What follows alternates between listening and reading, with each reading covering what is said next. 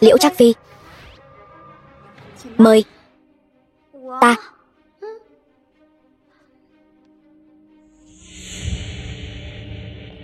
The film was translated and narrated by M Media.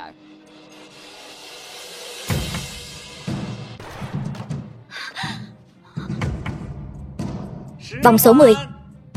Trấn Vương Phi, tới người đó.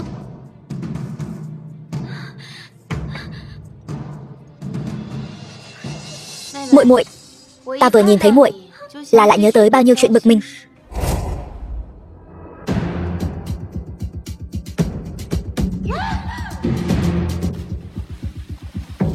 Vương Phi, người đừng trách ta. Muốn trách thì hãy đi tìm Liễu Yên Nhiên. Tôi vẫn bịt mắt lại vậy. Mắt không thấy thì tim không đau. Ngươi đã nhớ lại tất cả rồi. Liễu Yên Nhiên, muốn mạnh cách phải không? Vậy thì phải xem ngươi có mạng để lấy không đã.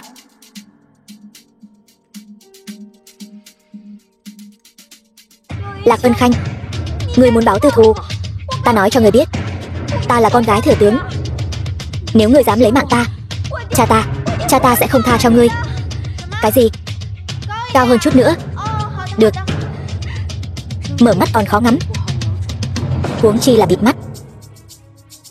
Không khéo lại mất mạng như chơi. Trấn Vương Phi, thời gian đã trôi qua rất lâu rồi. Bắt đầu thôi. Muội muội, ta bắn đây. Vương Phi, nếu người trên trời có linh, nhất định phải quay lại báo thù. Đi.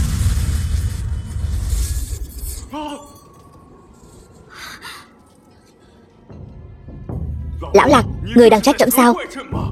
Nhất định là Vương Phi hiển linh rồi. Nàng ấy quay lại báo thù rồi. Các ngươi còn đứng ngây ra đó làm gì? Mau lôi nàng ta ra ngoài. Đi. Mau đi.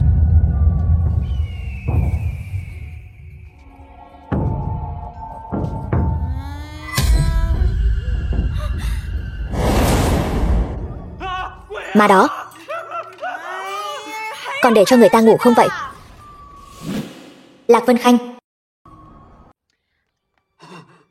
Vương Phi, người thật sự đã quay về rồi. Thanh Nhi biết ngay mà, người nhất định sẽ quay lại. Ai?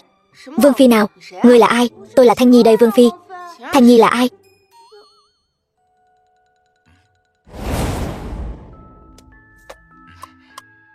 Cảm ơn. Kỳ Ngạn, chờ ta với. Anh vẫn chưa ký tên cho ta mà.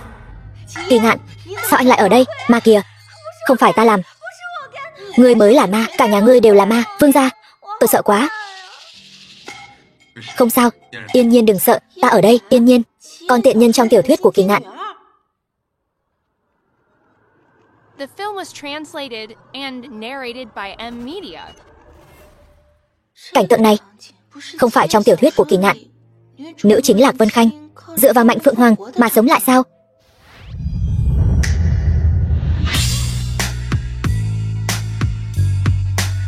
Trời ơi, không phải chứ, ta xuyên không thành nữ chính rồi.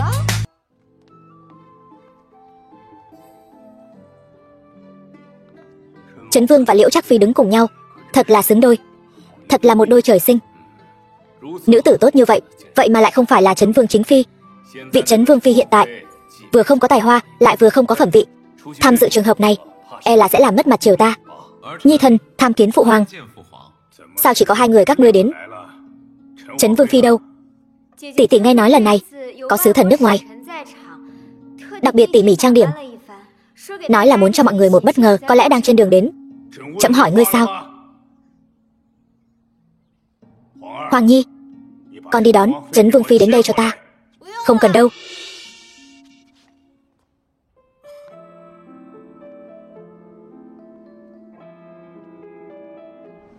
Chuyện gì vậy? Nàng ta không phải là không có thẩm mỹ sao? Đây là Trấn Vương phi sao? Sao lại khác với mọi năm vậy? Chuyện gì vậy? Chỉ cần không làm cho Thiên Việt quốc chúng ta mất mặt là được. Cuối cùng cũng có chút lời thoại mới. Trang điểm xinh đẹp như vậy chắc sẽ không bị đuổi ra ngoài chứ. Ta không thể làm lãng phí phúc lợi được biết trước cốt truyện được. Phụ hoàng, Vân Khanh đến muộn, mong phụ hoàng thứ tội. Không cần đa lễ, đến là tốt rồi. Ngồi đi. The film was Vâng. translated and narrated by M. Hôm nay, Media. sứ đoàn ô hợp đến triều ta bái kiến, mang đến rất nhiều chân bảo hiếm có. Trẫm vô cùng vui mừng, đặc biệt thiết lập yến tiệc này, chiêu đãi sứ giả đến thăm, để họ cũng cảm nhận được phong tục tập quán của Thiên Việt quốc chúng ta. Cảm tạ long ân của bệ hạ. Lần này chúng tôi đến dâng bảo vật, còn muốn cùng Thiên Việt quốc giao lưu văn hóa. Sứ giả muốn giao lưu như thế nào? Chúng tôi muốn cùng Quý quốc, hai nước chúng ta, tiến hành 3 cuộc thi đấu giao lưu văn hóa. Xin hỏi bệ hạ, khi nào có thể bắt đầu? Trời ơi, sao lại xuất hiện tiếng Anh? Cái này so với cốt truyện gốc sao lại khác thế này? Lý dịch quan, ngươi dịch thử xem.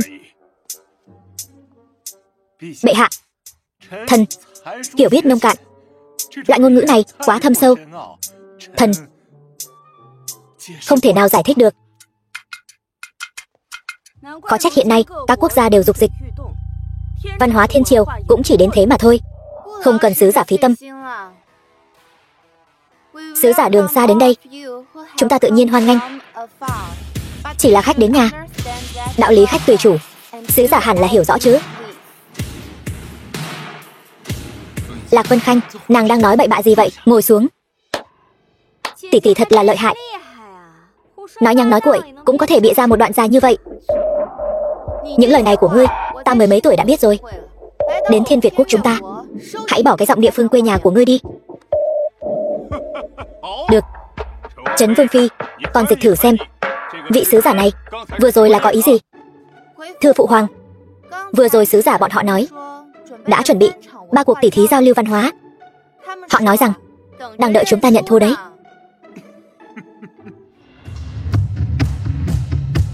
Lên đi. Bệ hạ, đây là trò tiêu khiển phổ biến nhất của ô hợp quốc chúng ta. Hoa Lang đạo, lấy tay làm thủ, lấy chân làm công. Hai bên đối thủ cần phải ở trong phạm vi lôi đài tiến hành đánh nhau, 1 nén nhang làm hạn. Ai ngã xuống đất, người đó thua. Hóa ra là phiên bản cổ đại của Taekwondo. Chiến sĩ nước ta đã chuẩn bị sẵn sàng. Không biết Thiên Việt quốc ngươi phải ai ra sân đây? Phụ hoàng, nhi thần nguyện ứng chiến.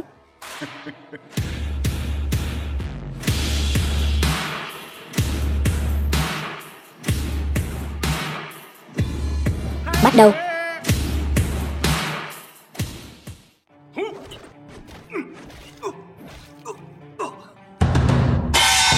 Trấn Vương phạm quy 1 lần.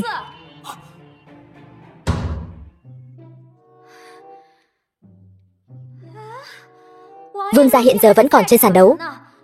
Sao ngươi còn có tâm trạng ăn uống ở đây vậy? Bộ nhà ngươi ở chợ hay sao? Lo chuyện bao đồng. Tỷ tỷ hôm nay thật sự khác với mọi ngày. Đừng có làm thân với ta. Nếu ngươi rảnh rỗi quá thì lên thay vương gia tỉ thí đi. Ngươi.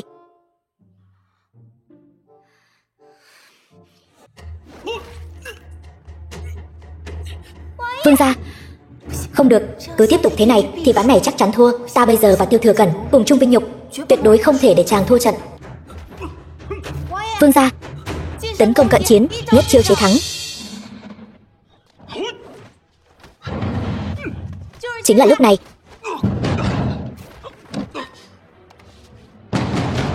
3 2 1. Hết giờ. Hiệp 1, Trấn Vương thắng. The film was translated and Hoa Lang đạo của Quý quốc narrated by M. Media. thật sự có chút thú vị. Thật quá xuất sắc.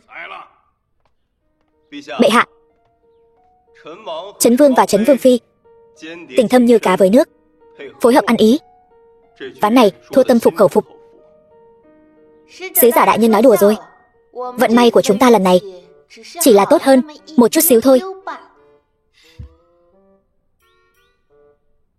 Lạc Vân Khanh, ngươi không xứng với mệnh phượng này. Trấn Vương Phi, ngươi thật là khiêm tốn. Ván đầu tiên thắng bại đã định, Sứ giả Hách Đa, ô hợp quốc các ngươi lại thua Thiên Việt quốc chúng ta 2.500 con chiến mã rồi đấy.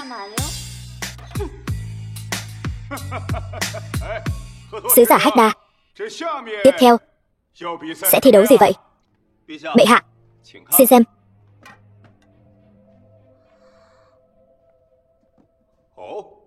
Các ngươi đây là muốn so tài bắn cung sao? Phải, cũng không phải. Mang lên đây.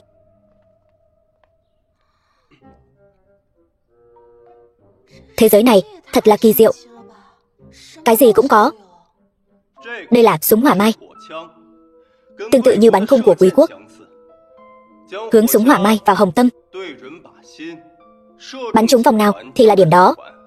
Ai nhiều điểm hơn sẽ thắng. Quả nhiên là bắn súng. Lấy điểm số bắn trúng phân thắng bại, cao nhất 10 điểm. Một ván định thắng thua. Không ngờ khẩu súng nhỏ bé này uy lực lại lớn đến vậy. May mà không phải bắn người, nếu không lão phu hôm nay có lẽ đã bỏ mạng ở đây rồi. Ván này chúng ta sẽ để Sophia xuất chiến. Không biết Thiên Việt quốc phải ai ứng chiến đây? Chư vị ái khanh, các người ai sẽ ứng chiến đây?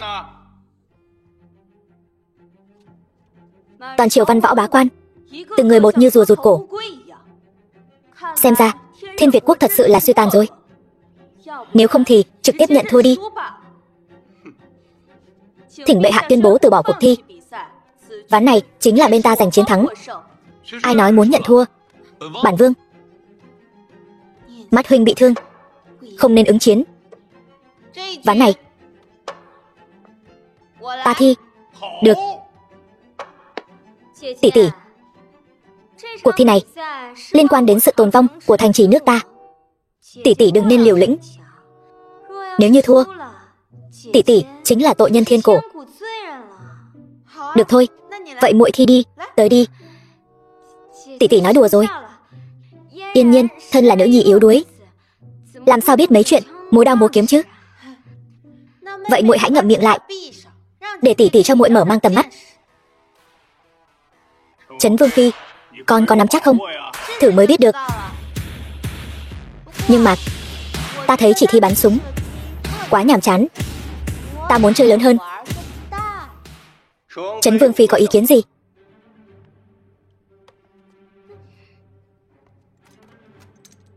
Hai bên chúng ta mỗi bên chọn một người của mình, đứng trước bia ngắm, làm mồi nhử. Thế nào? Nếu Trấn Vương phi muốn chơi, vậy chúng ta đương nhiên sẽ chơi đến cùng. Người Trấn Vương phi chọn là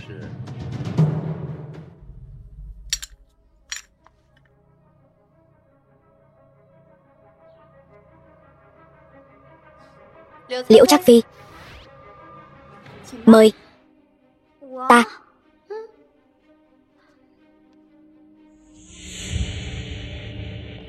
The film was translated and narrated by M Media.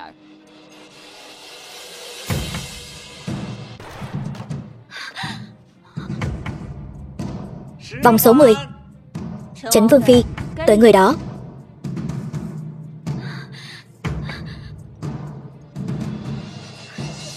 Muội muội, ta vừa nhìn thấy muội là lại nhớ tới bao nhiêu chuyện bực mình.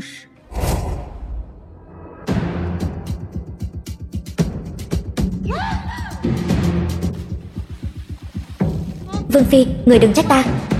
Muốn trách thì hãy đi tìm Liễu Yên Nhiên. Tôi vẫn bịt mắt lại vậy. Mắt không thấy thì tim không đau. Người đã nhớ lại tất cả rồi. Liễu Yên Nhiên, muốn mạnh cách phải không? Vậy thì phải xem ngươi có mạng để lấy không đã.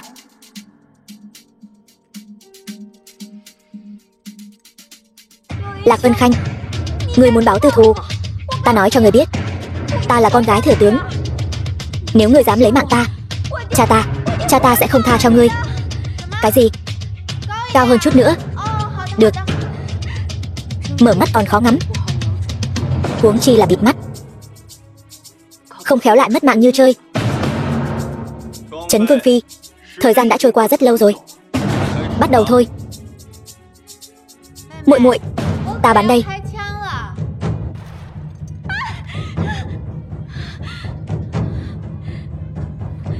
Vòng số 10. Ván này ta thắng. Muội muội hài lòng không?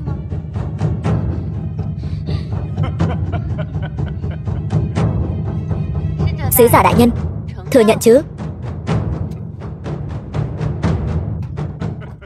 Hay.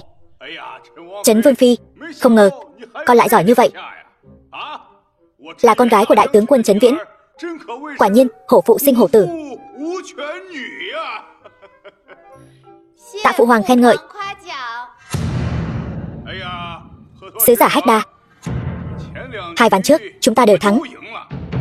Ván thứ 3 này người còn so tài không? Không cần. Vậy 10 tòa thành ở phía Bắc Định Sơn của trẫm, trẫm còn phải cho ngươi không? Nếu đã thắng rồi, đương nhiên là không cần cho nữa. Tốt. Ta thích sứ giả Hách Đa. Cái khí phách nói được làm được này. Ta rất hoan nghênh ngươi. Lần sau đến thăm, lần sau đến, nhất định đừng quên mang theo 5.000 con chiến mã đó. Nhất định.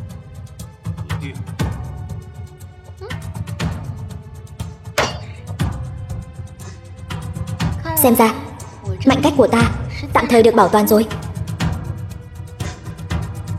Tiêu Thừa Cẩn chàng làm gì vậy? Nàng không phải Lạc Vân Khanh. Nàng là ai? Kỳ Ngạn, vẫn là nam chính trong sách. Hôm nay ta nhất định phải thăm dò cho ra lẽ. Vương gia, ta không phải Lạc Vân Khanh. Ta còn có thể là ai? Không, nàng không phải. Nếu không thì sao nàng biết mắt của ta bị thương? Hỏng rồi, bị lộ rồi. Nam chính trong sách lúc nhỏ bị Đoan Vương làm bị thương mắt. Nguyên chủ không biết chuyện này. Vương gia chúng ta có chuyện gì? Từ từ nói. Chàng buông ta ra trước đã. Ngươi là ai? Tại sao ngươi giả mạo Lạc Vân Khanh? Ngươi có mục đích gì? Trời cao đất dày ơi, hắn rốt cuộc là ai? Nếu chàng cho rằng ta không phải Lạc Vân Khanh, hay là chàng đợi lát nữa đi hỏi cha ta xem ta có chị em song sinh gì không? Nếu không thì trên thế giới này sao có thể có người tự nhiên lại giống nhau như đúc được? Quả nhiên không có dịch dung. Ta đã nói ta chính là Lạc Vân Khanh. Cớ gì phải dịch dung? Không đúng, không phải. Lạc Vân Khanh trước đây hoàn toàn không biết mấy thứ này. Ngươi là ai? Đó là bởi vì trước đây ngươi chỉ lo tìm hiểu Liễu Yên Nhiên, chưa từng thật sự hiểu ta. Chờ đã, hắn vừa nói gì vậy? Chẳng lẽ hắn thật sự là... Ca ca, huynh là ai vậy? Cái gì? Học kỹ thuật đào máy ở đâu mạnh? Ta không có. Khủng long đánh nhau với sói. Bò bí bo, ngươi đang nói nhăng nói cuội cái gì vậy? Quả nhiên là Lạc Vân Khanh. Ta thật sự điên rồi.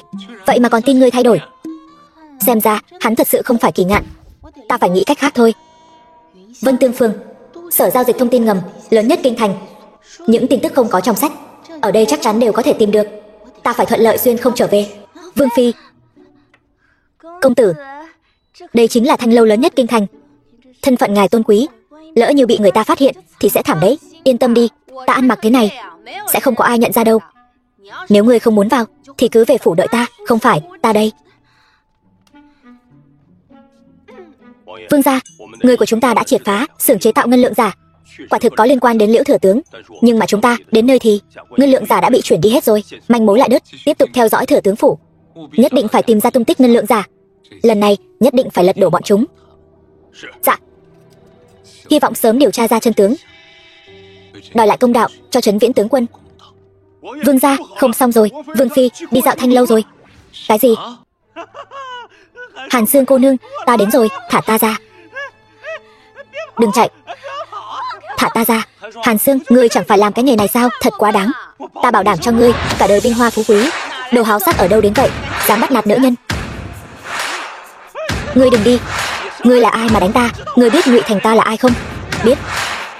Ngươi chẳng phải chỉ là một tên cặn bã chuyên bắt nạt nữ nhân sao? Mọi người nói có đúng không? Đúng. Tất cả im miệng, cút hết cho ta. Người đâu? Đánh hắn cho ta.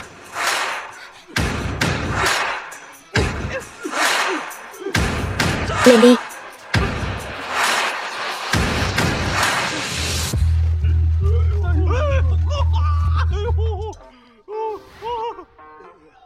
Ca ca, người này cũng khá thú vị. Cũng hơi thú vị. Thế nào? Còn dám bắt nạt nữ nhân nữa không? Ta không dám nữa. Ta lấy mạng ngươi. Giữa ban ngày ban mặt mà dám bắt nạt dân nữ, đúng là hành vi của một tên ác bá. Vẫn chưa chịu đi sao? Đợi ta báo quan. Đều đợi đấy cho ta. Ta tìm người. Vừa rồi đa tả công tử ra tay cứu giúp. Tại hạ Lạc Vân. Không biết công tử xưng hô thế nào? Tại hạ Mạc Hành. Đây là muội muội của tôi, Mạc Nhã. Lạc Vân công tử, cách ngài dạy dỗ bọn ác bá vừa rồi thật là cao minh. Cô nương quá khen. Lạc, Vân, Khanh.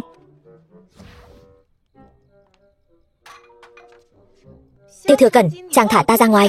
Nàng có biết mình là thân phận gì không? Vân Tương Phường loại địa phương đó là nơi nàng có thể đến sao? Loại địa phương đó là địa phương gì? Vân Tương Phường tiếp đãi không ít các vị quan lớn quý nhân, họ có thể đến, tại sao ta lại không thể đến? Vậy nàng đến đó là vì muốn gặp tên trai bao đó, đúng không?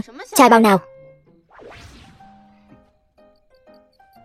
Vương gia đối với chuyện của ta trước giờ đều không để tâm, hôm nay sao lại ân cần như vậy? Chẳng lẽ chàng thích ta rồi sao? Ta nực cười. Sao ta có thể thích nàng được? Nàng tự ý đi lầu xanh, làm ô nhục hoàng gia. Bản vương sẽ cấm túc nàng nửa tháng. Lạc Vân Khanh, nàng hãy ngoan ngoãn ở yên đó cho ta, đâu cũng đừng hòng đi. Tên đáng ghét. Bây giờ ngay cả vương gia cũng để ý đến con nhỏ đó. Con vô dụng đó, rốt cuộc có gì tốt chứ? Chắc phi bớt giận. Có lẽ là do vương phi trước đó, trước mặt phái đoàn ngoại quốc, tỏa sáng rực rỡ, vương gia mới có thể đối xử khác biệt với nàng ta. Trước đây không thể phá được mạnh cách của nàng ta, bây giờ lại dám leo lên đầu ta. Đáng ghét. Vương phi tuy có chút mưu mẹo, nhưng chung quy không thành đại tài được. Vài ngày nữa không phải là Tết Trung Thu sao? Với tài năng của Trác phi, nhất định sẽ ngẩng cao đầu. Con nhỏ đó vốn rốt đặt cán mai, giờ lại còn bị phạt cấm túc. Tiệc Trung Thu này nàng ta nhất định không thể tham dự. Đến lúc đó ai còn nhớ đến người tên Trấn Vương phi nữa chứ? Vương gia thiếp chuẩn bị xong rồi, chúng ta đi thôi. Đợi đã, còn phải đợi ai nữa? Nàng ta đến rồi. Tỷ tỷ không phải đang bị phạt sao? Ta còn tưởng vương gia sẽ không dẫn tỷ ấy đi chứ. Nếu không phải vì vương tử và công chúa của Xạ Nhạc muốn gặp nàng ta, bản vương mới không phá lệ. Vậy là lát nữa ta còn phải cảm ơn vương tử và công chúa của Xạ Nhạc quốc sao? Hôm nay là Tết Trung Thu, chiều ta đón tiếp hai vị quý khách của Xạ Nhạc quốc. Để tỏ lòng hiếu khách, trẫm mời hai vị tham gia tiệc Trung Thu của chúng ta, cùng nhau thưởng nguyện, cùng nhau tận hưởng đêm nay. Mời quý khách lên điện. Mạc Hành nước Xạ Nhạc, Mạc Nhã bái kiến hoàng đế bệ hạ. Là hắn. Trấn Vương phi, chúng ta lại gặp nhau rồi. Vương phi tỷ tỷ, lâu rồi không gặp. Thì ra là các ngươi. Chúng ta thật sự có duyên. Chuyện đánh cược của Vương phi và phái đoàn Ô Hợp được lan truyền rộng rãi trong dân gian. Huynh muội chúng ta càng thêm sùng bái, hy vọng có cơ hội có thể trò chuyện cùng Vương phi. Không thành vấn đề. Đừng có bám lấy ta. Không thành vấn đề. Mẫu hậu, tiết mục nên bắt đầu rồi. Được, mời ngồi. Vậy năm nay vẫn như mọi năm, thông qua làm thơ chọn ra một vị nữ tú tài giỏi nhất. Ta đã đọc thuộc lòng toàn bộ. Chuyện này chẳng phải là dễ như trở bàn tay sao? Chán quá. Mẫu hậu, năm nay con muốn mời tỷ tỷ cùng tham gia, cho Trấn Vương phi tham gia. Lần này có trò hay để xem rồi. Lại nữa rồi, từ khi đi lệch hướng khỏi nguyên tắc, hành động của con đàn bà đáng ghét này càng ngày càng kỳ lạ. Muội muội, bài học từ cuộc thi bắn súng lần trước, muội vẫn chưa nhớ sao? Có muốn làm lại lần nữa không?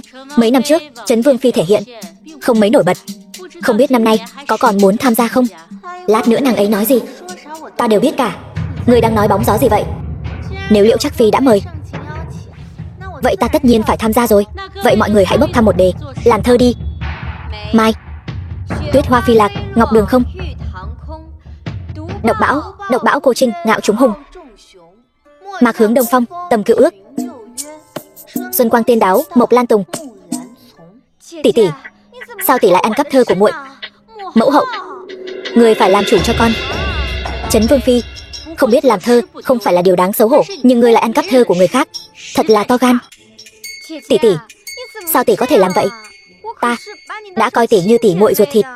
Mẫu hậu, Vân Khanh chỉ tình cờ ở trong phủ nghe thấy muội muội ngâm bài thơ này, nhưng mà ta thấy làm thơ thật là quá vô vị.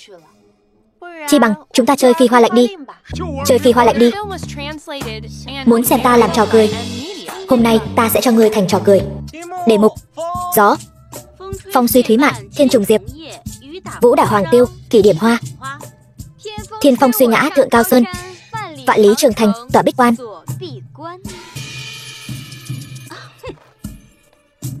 Người tiếp theo.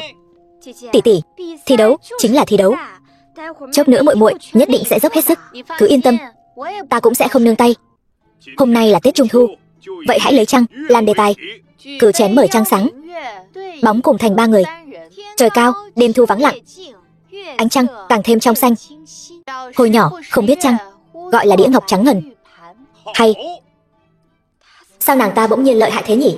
Vương Phi lúc nào lại học làm thơ rồi? Nhìn tài văn của Vương Phi không giống kẻ ngu ngốc chút nào, ta cũng thấy lạ. Sao nàng ta khác với trước kia thế nhỉ? Muội muội, đến lượt muội rồi. Ngoài trời ai thổi sáo ngang, thổi cho trăng lên cao vút. Trăng sáng cảnh lai, chim giật mình, gió mát nửa đêm ve kêu vang. Vương Phi tỷ tỷ giỏi quá. Đầu giường, ánh trăng sáng đầu giường, ngỡ là sương trên mặt đất. Biển xanh trăng sáng, châu rơi lệ. Lam điền ngày ấm, ngọc sinh khói. Hay, ngươi đoán xem ai sẽ thắng? Nếu là trước đây, ta chắc chắn đặt cược vào Liễu Trác Phi, nhưng bây giờ ta cũng không dám chắc nữa. Muội muội, còn thi nữa không? Đương nhiên là phải thi, làm sao muội có thể đấu lại kiến thức 9 năm giáo dục bắt buộc của ta được? Trẻ người non dạ, còn non lắm. Vậy ta ra chiêu đây. Mời. Trăng lên chim núi giật mình, thỉnh thoảng kêu vang suối xuân. Trăng đêm soi dọi lầu cao, gió lạnh thổi khách lãng du. Trăng mọc trên biển cả, khắp trốn cùng lúc ngắm trăng. Hay. Muội muội không thể so được, cứ nhận thua đi. Không thể nào, ta. Hết giờ. Thật là một cuộc tranh tài gay cấn. Tiếc là thời gian có hạn. Nữ trạng nguyên thi thơ năm nay chính là Trấn Vương Phi.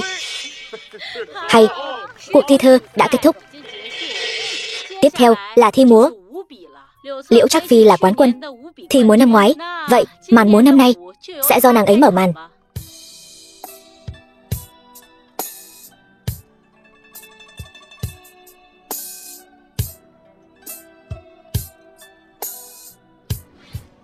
Tiêu Thừa Cẩn này thật sự là luôn giữ vững hình tượng. Rõ ràng là có mưu đồ khác, vậy mà vẫn cố gắng giả vờ ra vẻ thâm tình.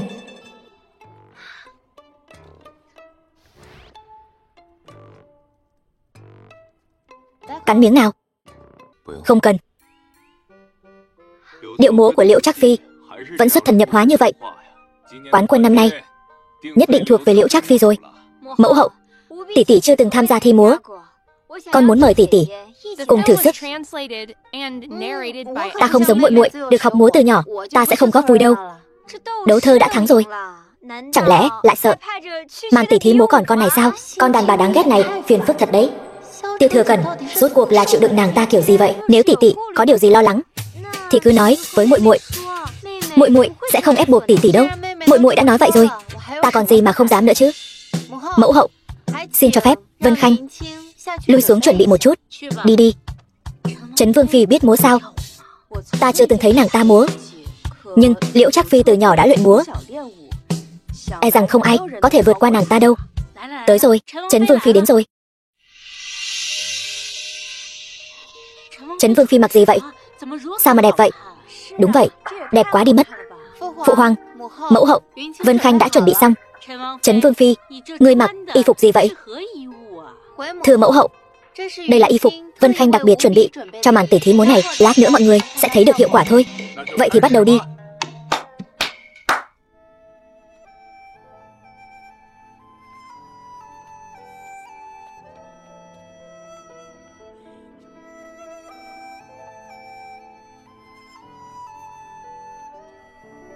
Đây là điệu múa gì vậy? Ta không biết. Có điều điệu múa này làm nổi bật lên khí chất khác biệt của Trấn Vương Phi. Nàng ta và thực khác với trước đây. Hay, hay lắm. Vân Khanh múa xong rồi. Điệu múa này của Trấn Vương Phi quả thực rất thú vị. Xin hỏi các vị ở đây còn ai muốn tỉ thí nữa không? Điệu múa của Trấn Vương Phi có phần đặc sắc hơn của Liễu Trác Phi. Ai dám lên tỉ thí nữa chứ? Ta thấy quán quân tỉ thí múa năm nay sắp đổi người rồi. Nếu không còn ai tỉ thí nữa thì chúng ta bắt đầu bỏ phiếu đi. Ta chọn Liễu Trác Phi. Ta chọn Trấn Vương Phi. Ta cũng chọn Trấn Vương Phi. Bây giờ chỉ còn Trấn Vương.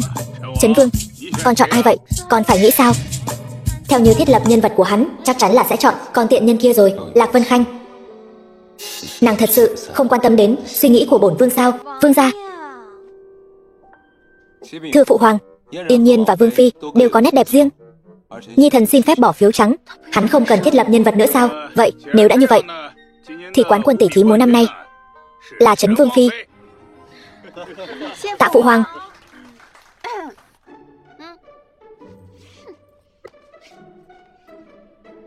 Chúc mừng tỷ tỷ, cũng nhờ muội muội bảo ta tỉ thí đấy. Ta nên cảm ơn muội muội mới phải. Lạc Vân Khanh, đừng được voi đòi tiên nữa. Vương gia đau lòng muội muội rồi. Vậy lúc nãy sao chàng không bỏ phiếu cho muội muội? Nàng. Vương gia, thôi bỏ đi. Thôi bỏ đi thôi. Tiếp theo là màn cuối cùng. Mẫu hậu, trận cuối cùng, con muốn tỉ thí cùng tỷ tỷ. Ta cũng muốn được lĩnh giáo tài nghệ của tỷ tỷ. Rốt cuộc lợi hại đến đâu? Trấn Vương Phi, ngươi có bằng lòng không? Liễu Yên Nhiên, ta vốn định tha cho ngươi một mạng. Nếu ngươi chán sống thì ta sẽ thành toàn cho ngươi. Được thôi, thi gì? Hôm nay chúng ta sẽ thi thư pháp. Chỉ phân thắng thua thì chán quá. Chúng ta chơi lớn hơn đi. Thế nào? Ngươi muốn chơi gì? Chúng ta đặt cược 10 vạn lượng bạc. Sao nàng ta lại là trùng hợp sao? Ai thua thì phải đưa cho đối phương 10 vạn lượng bạc. Đây chính là tỷ tỷ nói đấy nhé. Đừng để đến lúc tỷ thua lại không chịu nhận. Nói lời giữ lời. Bắt đầu. Ván này Trấn Vương Phi chắc chắn thua. Sao lại nói vậy? Nét chữ của nàng ta như chân gà, xấu như ma vẽ. Thôi không nói nữa.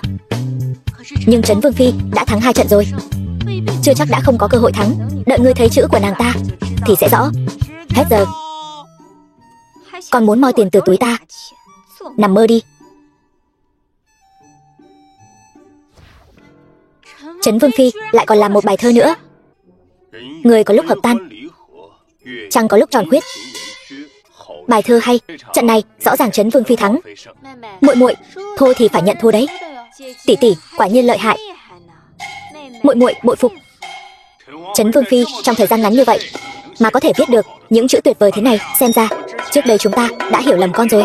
Thưa phụ hoàng, Vân Khanh trước giờ vẫn luôn cho rằng không lộ tài năng mới là cách tốt nhất để bảo toàn bản thân, nhưng sự thật lại không như ý muốn. Hôm nay là Trung thu, mọi người cứ xem như đây là lễ vật Vân Khanh tặng cho mọi người vậy. Tốt. Không sao cả. Tài học của nàng mọi người đều đã biết từ lâu rồi, không cần phải buồn vì chuyện này. Vương gia, Trấn Vương Phi quả thật là kinh tài tuyệt diễm. Xem ra lần này ta đến đúng rồi. Bệ hạ, Mạc Mỗ lần này đến Thiên Việt Quốc còn có một việc muốn làm. Vương tử, ngươi còn việc gì nữa? Tìm được người trong mộng và liên hôn với Thiên Việt Quốc. Vương tử đã tìm được ý trung nhân của mình chưa? Ta đã tìm được rồi. Nàng ấy đang ở ngay đây. Là ai vậy? Không biết nữa. Là cô nương. Nàng có nguyện ý cùng ta về xạ nhạc không? Vương tử chắc là hiểu lầm rồi. Vương tử, Trấn Vương Phi này đã thành thân rồi, ngài vẫn nên chọn người khác đi. Chỉ cần bổn vương một ngày chưa hưu thê, Lạc Vân Khanh vẫn là Trấn Vương Phi của ta. Vì vậy ta khuyên vương tử vẫn nên chọn người khác đi. Nhưng hôm nay Trấn Vương luôn banh vực Liễu Chắc Phi, chứng tỏ ngài không thích tỷ tỷ. Nếu đã như vậy, sao ngài không cho tỷ ấy được tự do? Công chúa, chuyện nhà của chúng tôi không cần công chúa phải bận tâm. Lạc tỷ tỷ, đất nước chúng tôi sùng bái chế độ một vợ một chồng. Nếu tỷ gả đến đất nước chúng tôi thì không cần phải chung chồng với người khác nữa. Hơn nữa hoàng huynh của tôi cũng sẽ đối xử rất tốt với tỷ. Một vợ một chồng. Phải đó Lạc tỷ tỷ, tỷ hãy suy nghĩ nhé. Thế giới này thật kỳ diệu. Vậy mà lại có quốc gia có chế độ giống như thời hiện đại. Tôi với ngài. Lạc tỷ tỷ, tỷ hãy suy nghĩ lại đi. Vương gia. Tiêu Thừa Cẩn chàng điên rồi sao? Chàng buông ta ra. Tất cả những chuyện này đều là nàng và tên trai bao kia sắp đặt đúng không? Hai người đã lên kế hoạch từ trước rồi phải không? Tiêu Thừa Cẩn đang làm gì vậy? Hắn đối với nguyên chủ chẳng phải là không có tình cảm sao? Nói đi. Đau. Nếu nàng phạm thất xuất, dù có phụ hoàng bảo vệ nàng thì vị trí vương phi của nàng cũng không giữ được đâu. Nàng có biết không? Vương gia, chàng có phải thích ta không? Cha, Lạc Vân Khanh cô ta lừa con 10 vạn lượng bạc. Cha phải báo thù cho con. Mạnh cách Phượng Hoàng trên người Lạc Vân Khanh một ngày chưa bị phá thì chúng ta dù có báo thù thế nào cũng vô dụng. Phải làm sao bây giờ? Nhưng con đã dùng rất nhiều cách rồi, vẫn bị cô ta tránh được. Con cũng đừng quá lo lắng. Mạnh cách có thể chuyển rời được. Rơi vào ai chỉ là vấn đề thời gian. Việc cấp bách hiện nay là chuyện lập chữ quân. Gần đây các đại thần đều dâng sớ xin hoàng thượng lập chữ quân. Đoàn Vương nghe tin đã quay về rồi. Con đã gả cho Trấn Vương rồi thì phải nghĩ mọi cách chuẩn bị sẵn sàng mọi thứ, giúp vương gia sớm ngày bước lên ngôi vị thái tử. Thêm vào đó, cha lại có địa vị trong triều, thì ngôi vị thái tử phi nhất định sẽ là của con. Cho dù Lạc Vân Khanh có mạnh cách Phượng Hoàng, thì cuối cùng vẫn sẽ rơi vào tay con. Con hiểu là tốt rồi. Nhưng cha, con vẫn không nuốt trôi cục tức này. 10 vạn lượng bạc đó, cha phải nghĩ cách cho con. Ôi trời ơi, hóa ra 10 vạn lượng bạc, nhiều như vậy sao? Hôm nay ta thật sự được mở mang tầm mắt, xem ra lần này Liễu Yên Nhiên vẫn còn giữ lời hứa. Đúng rồi Thanh Nhi, thư đã gửi đi chưa? Mấy hôm trước đã gửi cho công chúa Mạc Nhã rồi. Vương phi cứ yên tâm.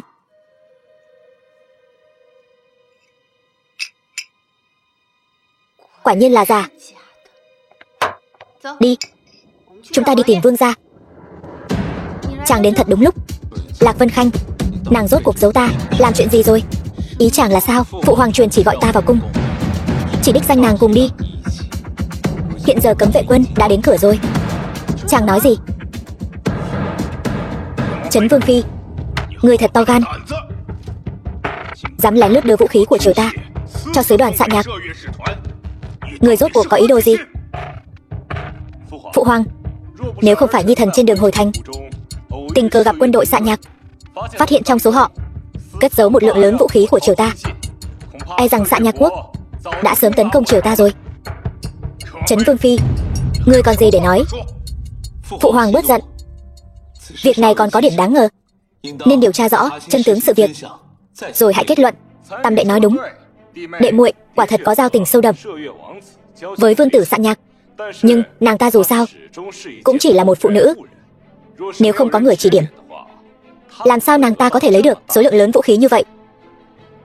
Chắc hẳn đằng sau chuyện này là tam đệ đã bày mưu tính kế. Đại ca nghi ngờ ta sao? Ta chỉ nói sự thật thôi. Hiện tại xem ra tam đệ là kẻ tình nghi lớn nhất. Đoạn vu oan thông đồng phản quốc này quả nhiên giống trong sách đến vậy. Nhớ trong sách Lạc Vân Khanh và Tiêu Thừa Cẩn đều bị bỏ tù. May mà ta đã chuẩn bị từ trước. Phụ hoàng, phụ thân của Vân Khanh vì bảo vệ biên cương mà hy sinh cả đời trung nghĩa. Là nữ nhi của người, Vân Khanh tuyệt đối không thể làm ô danh gia tộc. Còn vương gia cũng là dòng dõi quý tộc, vinh hoa phú quý hưởng thụ không hết, làm sao có thể thông đồng phản quốc? Vân Khanh viết thư cho công chúa Mạc Nhã là để từ chối lời cầu hôn của vương tử Xạ Nhạc quốc, không ngờ lại bị người ta hãm hại. Vân Khanh xin phụ hoàng giao người này cho Vân Khanh thẩm vấn. Vân Khanh nhất định sẽ điều tra rõ chân tướng. Được rồi, vậy giao cho con xử lý. Tạ phụ hoàng.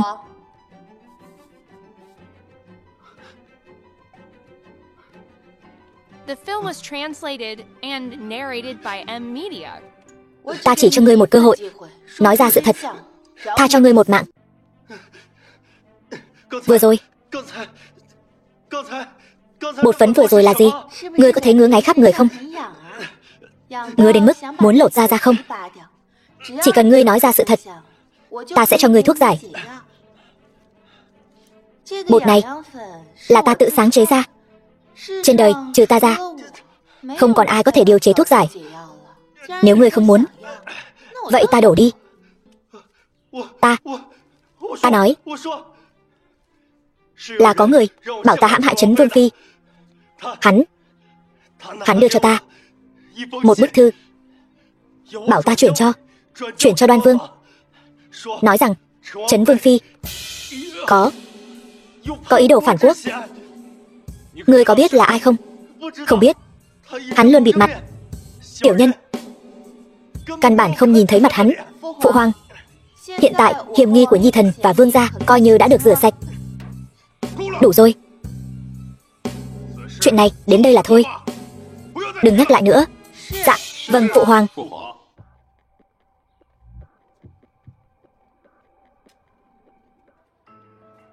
Đoan Vương tâm địa độc ác. Lần này hắn trở về, chúng ta e rằng sẽ gặp đại họa. Đúng rồi, đây là số ngân lượng giả Liễu Yên Nhiên đưa cho ta, chắc sẽ có ích cho vụ án mà chàng đang điều tra. Nàng đã biết từ lâu ta đang điều tra vụ án ngân lượng giả năm xưa. Vậy nên Bấy nhiêu năm nay, nàng vẫn luôn lừa gạt ta. Vương gia, chàng đại nhân đại lượng, đừng chấp nhặt với ta.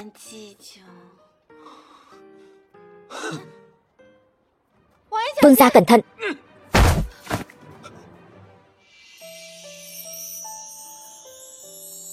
Khuôn mặt này thật sự rất giống Kỷ Ngạn.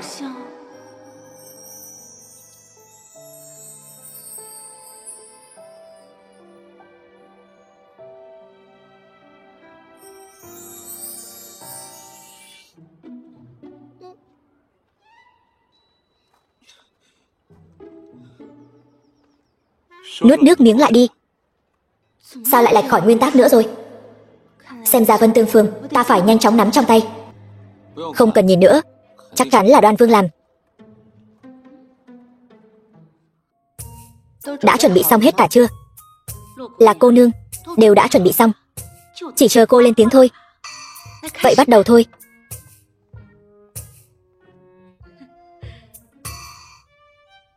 Mọi người, hôm nay là buổi biểu diễn vũ khúc mới của Vân Tương Phường chúng ta. Vô cùng cảm tạ mọi người đã đến ủng hộ. Ta đảm bảo tối nay nhất định sẽ khiến mọi người vui quên cả lối về. Xin mời các cô nương nhóm đầu tiên lên sân khấu. The film was translated and narrated by M. Đây là kiểu mở màn mới sao? Đừng bận tâm nhiều như vậy, cứ xem là được rồi.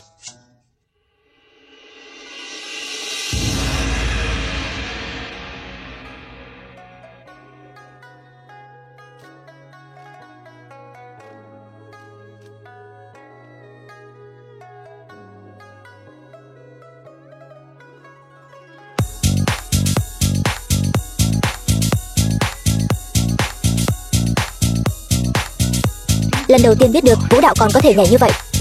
Phòng Mama quả nhiên không lừa chúng ta. Điệu múa này thật thú vị.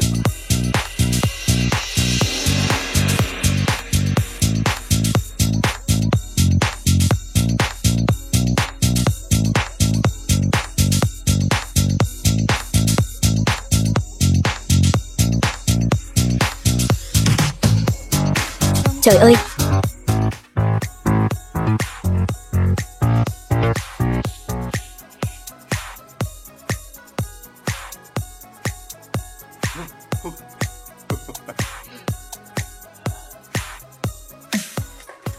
Hay.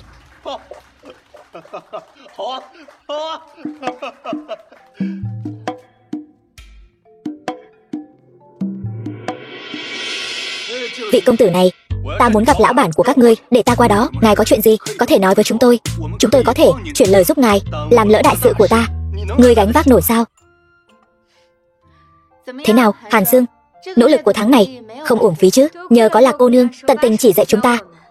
Nếu không, chúng ta cũng không thể tiến bộ nhanh như vậy. Quả nhiên là cô nương có biện pháp. Số tiền kiếm được tối nay chính là thu nhập của nửa năm của Vân Tương Phường chúng ta đấy.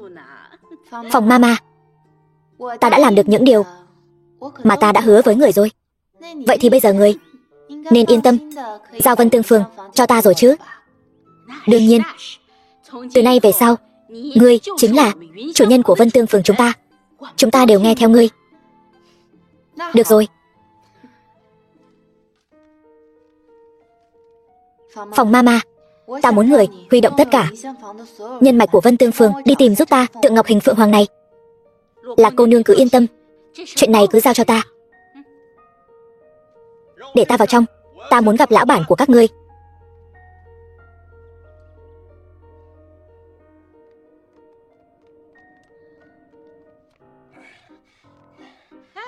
Khách quan, ngươi chính là lão bản của Vân Tương Phường. Đúng vậy.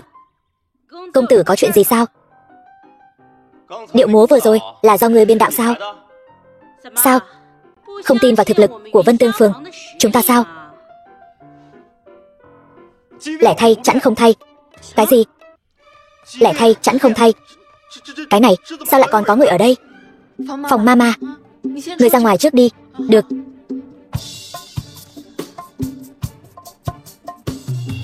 Kỹ thuật máy xúc ở đâu mạnh nhất? Trung Quốc Sơn Đông. Tìm Lam Tường. Ngươi cũng xuyên không tới đây sao? Ngươi mau ngồi đi. Nói cho ta biết, ngươi vào đây bằng cách nào, rồi ngươi đến đây bao lâu rồi? Chuyện này nói ra thì dài lắm. Hôm đó, mưa to gió lớn, sấm chớp đùng đùng. Bỗng nhiên có một đám người đến.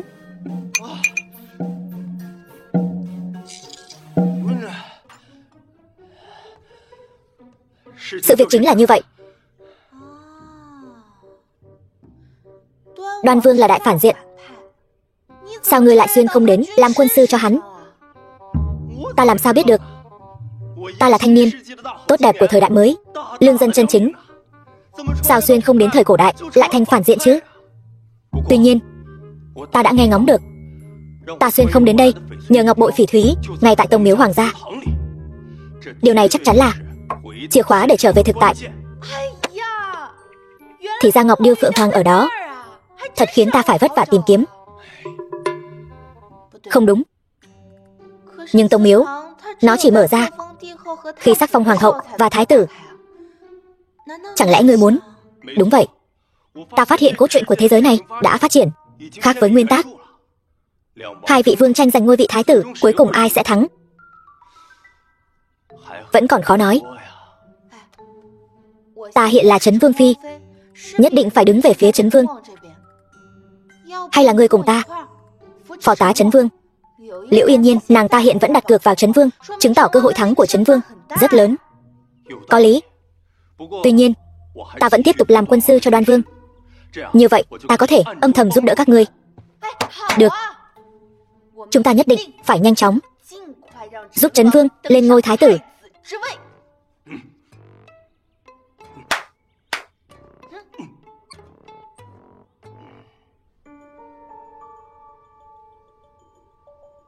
Cái gì? Nàng ta lại dám đến nơi đó? Mẫu hậu bớt giận. Tỷ tỷ là con gái nhà tướng, vốn không câu nệ tiểu tiết. Việc đến Vân Tương Phường cũng sẽ không làm gì quá phận. Thân phận nàng ta bây giờ tôn quý như vậy, sao có thể lui tới nơi đó? Nàng ta đặt thể diện hoàng gia chúng ta ở đâu? Người đâu? Gọi Trấn Vương phi đến cho ta. Mẫu hậu. Quỳ xuống. Sao hả? Hôm trước mới nổi bật, giờ đã không coi bổn cung ra gì sao? Vân Khanh không dám. Vân Khanh là người hoàng thất, những việc làm đều là vì hoàng thất mà thôi. Ngươi còn biết ngươi là người hoàng thất sao? Thường xuyên ra vào Vân Tương Phường, khiến hoàng gia mất mặt. Ngươi đáng tội gì? Vân Khanh biết tội, xin mẫu hậu trách phạt. Vậy thì ra ngoài quỳ đủ 3 canh giờ, tự kiểm điểm lại mình. Khoan đã. Mẫu hậu. Việc Vương phi đến Vân Tương Phường là ý của Nhi thần. Người muốn trách thì trách Nhi thần. Là ý của con. Phải. Nhi thần gần đây đang điều tra một vụ tham ô. Những kẻ liên quan thường xuyên ra vào Vân Tương Phường. Nhi thần nghĩ nếu Nhi thần tự mình điều tra sẽ đánh rắn động cỏ, nên mới để Vương phi đi. Vụ tham ô. Liễu Trác phi, ngươi không phải nói mẫu hậu thứ tội. Yên Nhiên chỉ nghe như sương nhắc đến chuyện này, sợ làm hỏng danh tiếng hoàng thất, nên mới đến nói với mẫu hậu. Hoàng hậu nương nương, đều tại nô tỳ không điều tra rõ ràng, đã nói với Trác phi. Người muốn phạt thì phạt nô tỳ đi. Thôi, nếu là hiểu lầm, bản cung cũng không truy cứu nữa. Các ngươi lui xuống đi. Tạ mẫu hậu.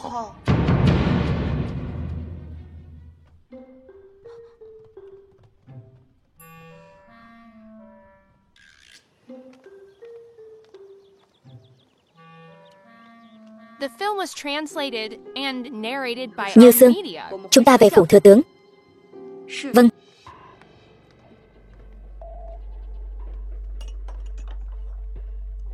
Nàng giấu bạc giả ở đây sao? Để ở vương phủ không an toàn. Xét cho cùng, đây chính là chuyện liên quan đến sự ra đi của cha ta, Trấn Viễn tướng quân, và thừa tướng bất đồng chính kiến. Vẫn luôn là chuyện ai cũng biết. Năm đó, nếu không phải bạc giả hoành hành, lương thảo được đưa đến biên cương, Trấn Viễn tướng quân cũng sẽ không mất mạng. Tại sao ta lại thấy đau lòng? Là vì nguyên chủ. Mấy năm nay, ta vẫn luôn điều tra chuyện này. Này, cũng chỉ mới phát hiện được manh mối, vẫn chưa tìm được chỗ cất giấu bạc giả.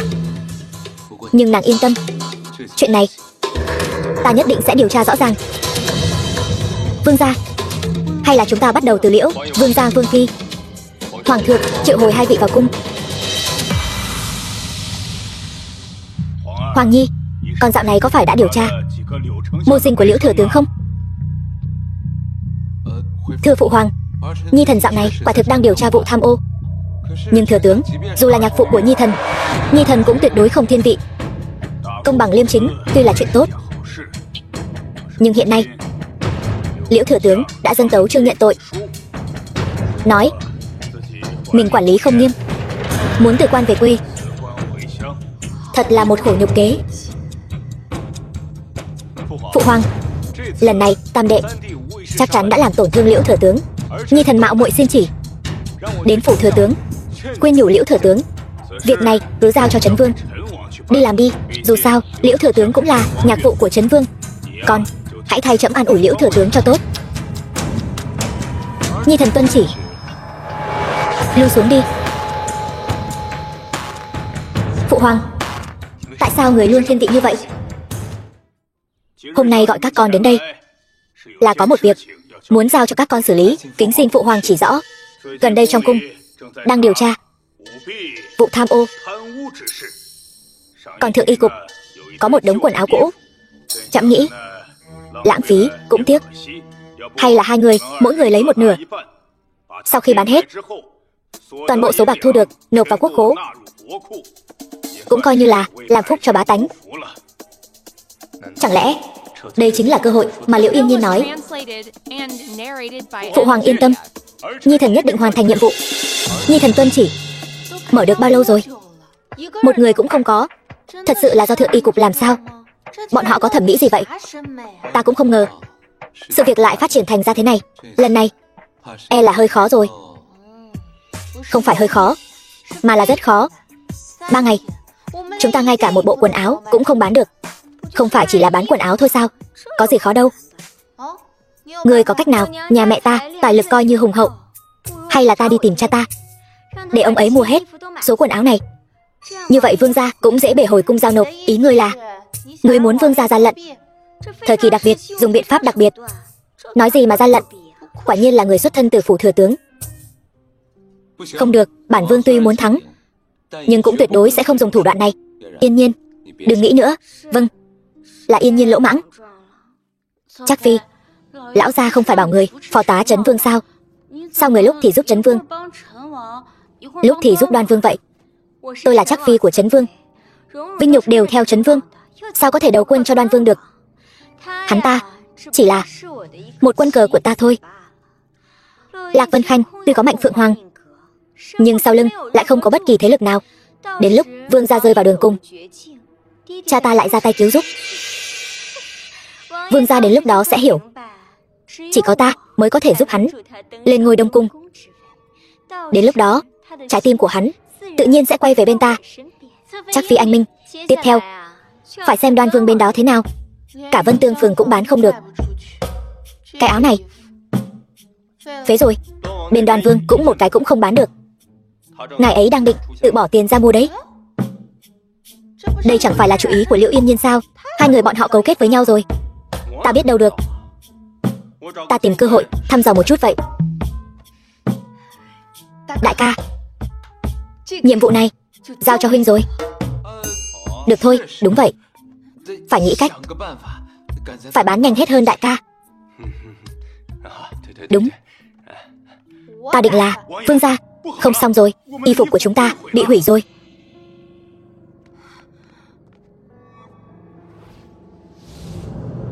Sao lại thế này? Lúc tiểu nhân đến đổi ca thì thấy y phục đã thành ra thế này rồi. Chẳng lẽ là đại ca làm sao? Còn có thể là ai? Hắn ta muốn ăn một mình đây mà. Nhưng mà không có y phục, lần này chúng ta thua chắc rồi.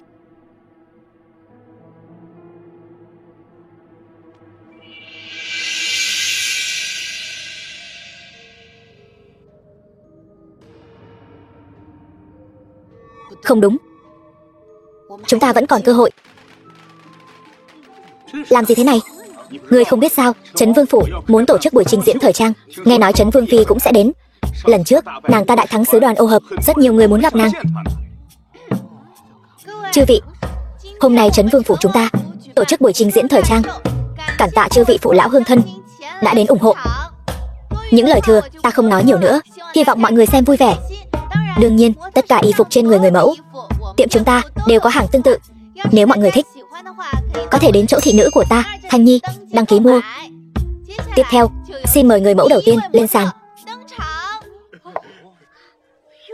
The film was translated Đẹp quá. and narrated by M Media.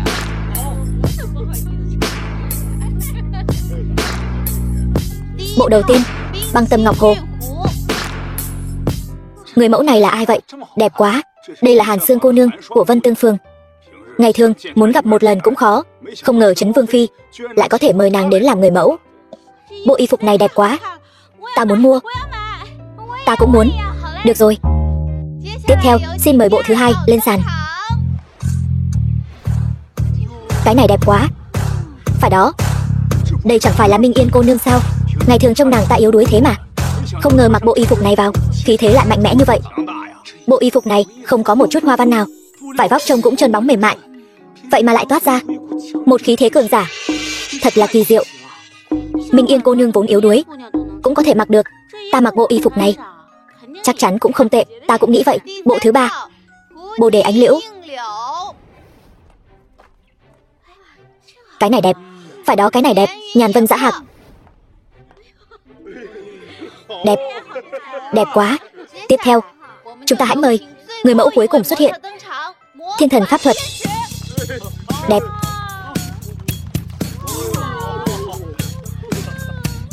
Đây là trang phục gì vậy? Phải đó, lần đầu tiên thấy bộ đồ kỳ lạ mà lại vừa mắt thế này. Trang phục này đẹp quá. Cho tôi sao? Thật tuyệt. Hay lắm.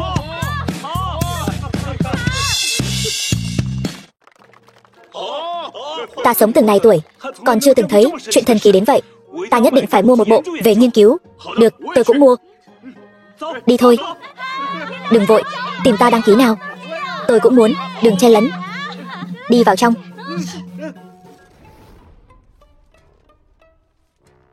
Vương gia, Vương Phi, lần này chúng ta kiếm được 15 vạn lượng.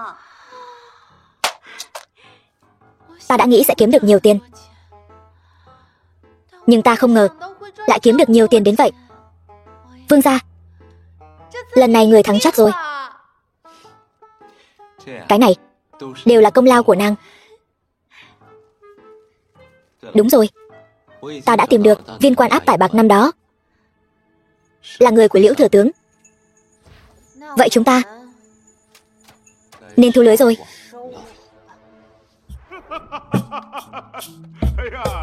Trấn Vương và Trấn Vương Phi lại tổ chức một buổi trình diễn thời trang độc đáo. Ý tưởng kỳ lạ này thật là tuyệt diệu. Phụ hoàng, người không biết đâu, chúng ta suýt nữa bị hại thảm rồi. Ta không biết là kẻ nào không có cơm ăn cũng muốn đập nồi của người khác, cố ý gây khó dễ cho chúng ta. Nhưng may mà bây giờ mọi chuyện đã qua rồi. Lại có chuyện này sao? Đệ muội, muội có biết ai làm không? Ai làm? Đại ca chẳng lẽ không rõ sao? Ta làm sao mà rõ được? Nhưng nghe lời tam đệ, chẳng lẽ cho rằng ta làm sao? Ai làm? Đại ca hẳn là rõ nhất. Tam đệ, thay vì nói những điều có vẻ đúng nhưng lại sai, chi bằng dùng thực lực để chứng minh. Nếu tam đệ thua, tam đệ phải mời ta uống rượu đấy. Đại ca, phụ hoàng còn chưa bắt đầu kiểm kê mà. Tại sao đại ca lại cho rằng chúng ta sẽ thua? Chẳng lẽ đại ca đã làm gì mờ ám sao? Thôi, người một nhà mà ồn ào như vậy, không ra thể thống gì. Hoàng thượng, ngân lượng đã kiểm kê xong, giờ công bố. Lần này ngân lượng nhiều nhất là Trấn Vương. Công công, ông có tính toán nhầm không vậy? Nô tài đã kiểm tra nhiều lần rồi, không thể sai được. Trấn Vương đã nộp trọn vẹn 15 vạn lượng. 15 vạn lượng. Trấn Vương làm tốt lắm.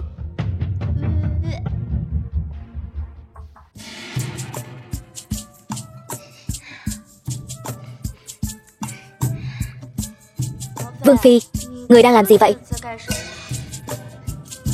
Có muốn nếm thử không?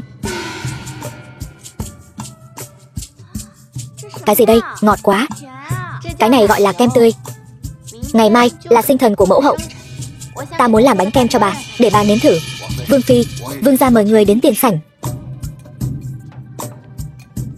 Chúng ta đi thôi.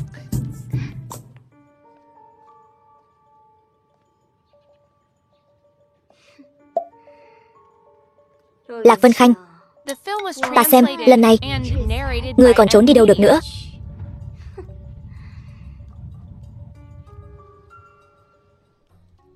Hôm nay là sinh thần mẫu hậu. Nhi thần đặc biệt chuẩn bị cho mẫu hậu một chiếc áo lông cáo. Chiếc áo lông cáo này được làm từ lông bạch cáo trăm năm, khó gặp ở biên quan. Hôm nay Nhi thần dâng lên mẫu hậu. Nguyện mẫu hậu Bắc Đường khang thịnh, từ Trúc Hòa Phong. Đoan Vương thật có lòng.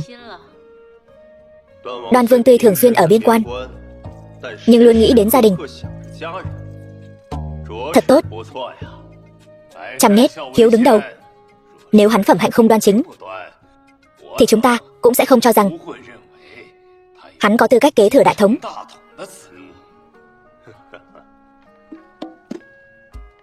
Hoàng hậu, Nhi thần và Yên Nhiên kính dâng hoàng hậu bức tranh Phúc Lộc Thọ, chúc hoàng hậu phúc như Đông Hải, thọ tỷ Nam Sơn.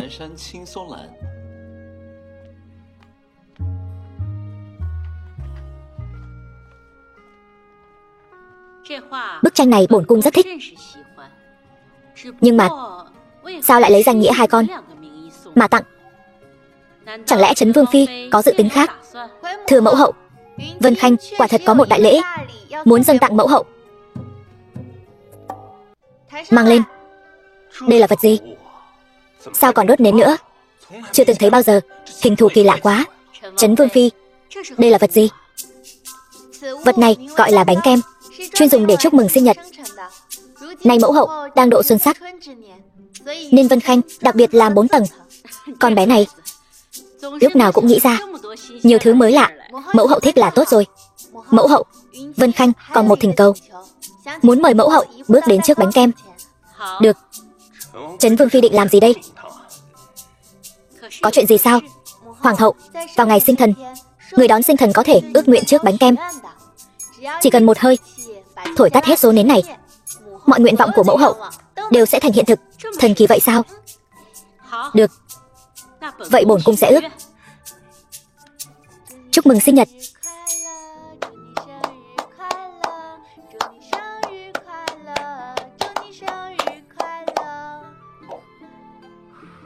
Mẫu hậu, sinh thần vui vẻ. Lạc Vân Khanh, ngươi cứ cười đi, nếu không phải đợi đến kiếp sau đấy. Bánh kem này to như vậy, bổn cung một mình ăn không hết. Hay là thế này, lại người mang đến Ngự Thiện phòng, cắt thành miếng nhỏ để mọi người cùng thưởng thức. Mẫu hậu, hay là để con đi, con sợ bọn hạ nhân không biết cắt lại làm hỏng mất. Vậy cũng được, con đi đi. Đi chuẩn bị đi. Dạ. Phụ hoàng, mẫu hậu, hai người nếm thử xem. Đại ca, thứ này ở biên quan không có đâu, huynh nhất định phải nếm thử.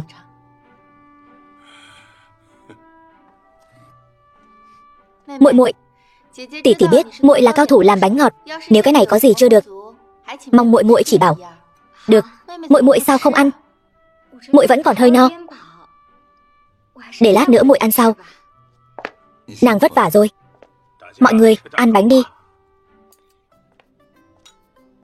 Bánh này xốp mềm, ngọt mà không ngấy, ngon lắm. Nhất là lớp màu trắng ở trên, tan ngay trong miệng. Trấn Vương Phi, tay nghề thật khéo, mọi người thích là tốt rồi. Đại ca, sao huynh không ăn?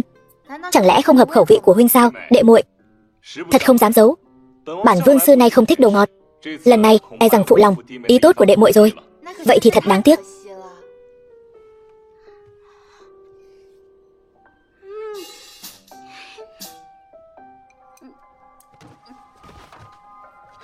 Như Sương, muội sao vậy Như Sương? Truyền thái y, mau truyền thái y. Liễu Trác Phi, hay là chuẩn bị hậu sự đi. Như Sương, kẻ nào to gan như vậy lại dám ra tay trong cung. Mau, nhanh chóng phái người đi tra. Ngươi dựa vào cái gì nói bánh của ta có vấn đề? Mọi người ở đây đều đã ăn bánh, sao họ không sao? Phải đó, chúng ta đều đã ăn bánh, sao lại không có vấn đề gì? Có lẽ là họ ăn ít, độc tính vẫn chưa phát tác. Như Sương ngày thường thích ăn đồ ngọt, cho nên mới tham ăn vài miếng. Không ngờ lại tự mình đứt đường sống. Phụ hoàng, hung thủ ngay tại hiện trường, xin người làm chủ cho Như Sương. Hoàng thượng, cái bánh này là làm cho hoàng hậu nương nương. Chẳng lẽ nói Trấn Vương phi hạ độc, muốn hại hoàng hậu nương nương sao? Liễu thừa tướng, ngươi đừng ngậm máu phun người. Phụ hoàng, cái bánh này tuyệt đối không có độc. Nếu mọi người vẫn không tin tưởng, có thể mời thái y đến nghiệm thử.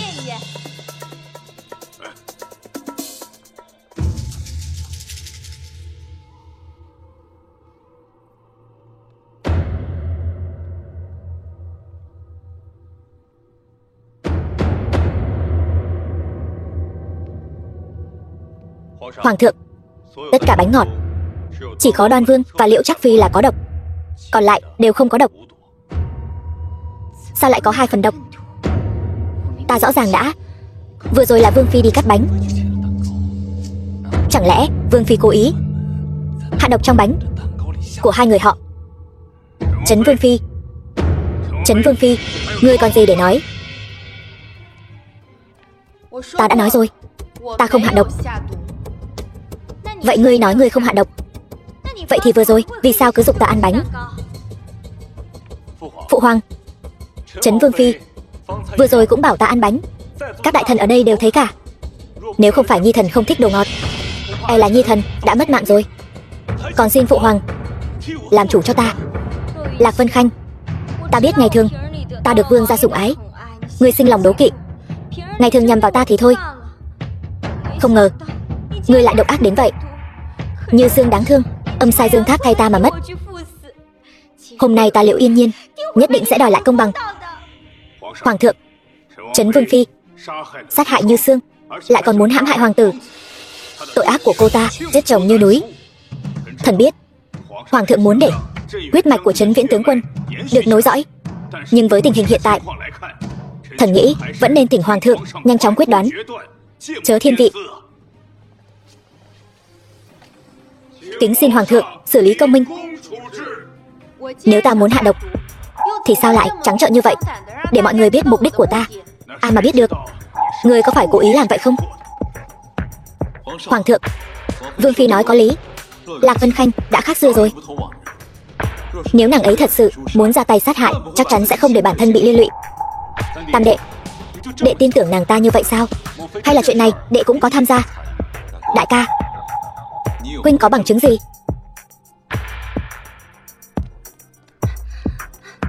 The film was translated and narrated by M Media.